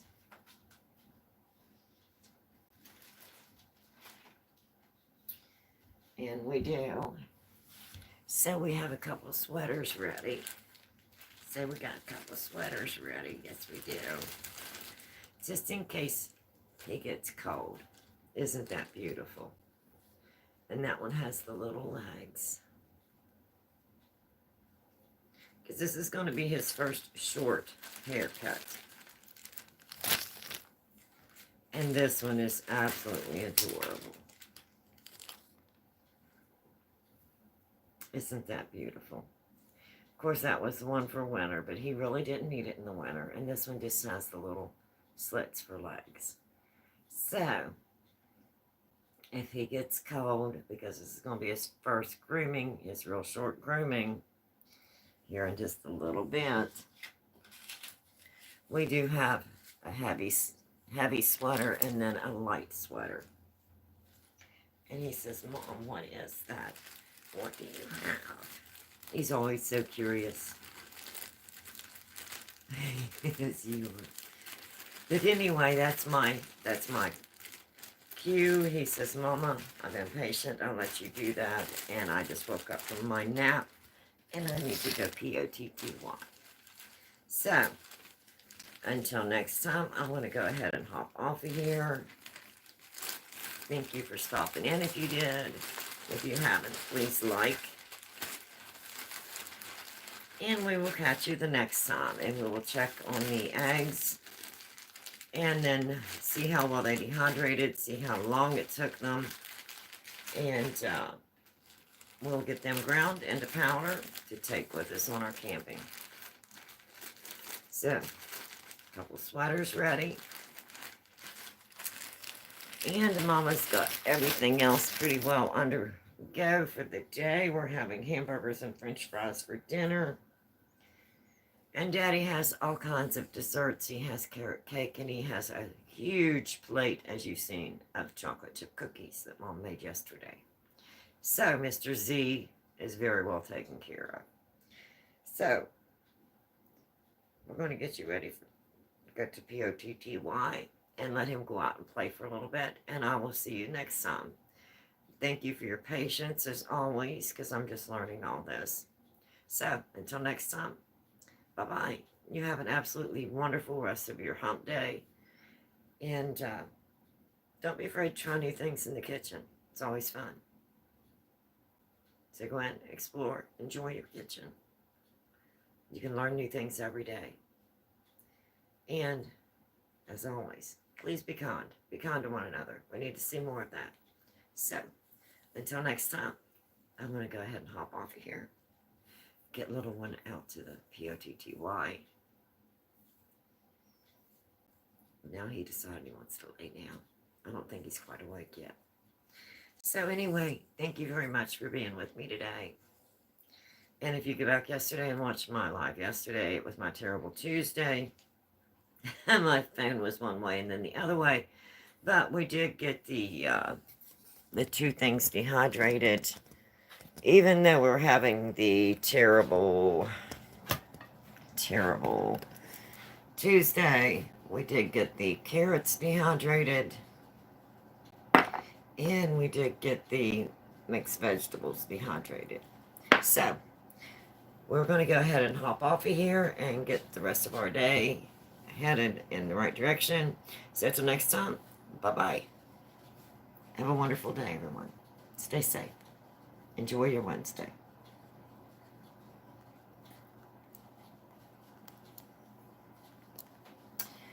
I'm going to have to put you down so Mommy can turn it off, folks. Hang on, just give Mommy 1 minute, baby. Okay, now let's try it again. Bye-bye, everyone.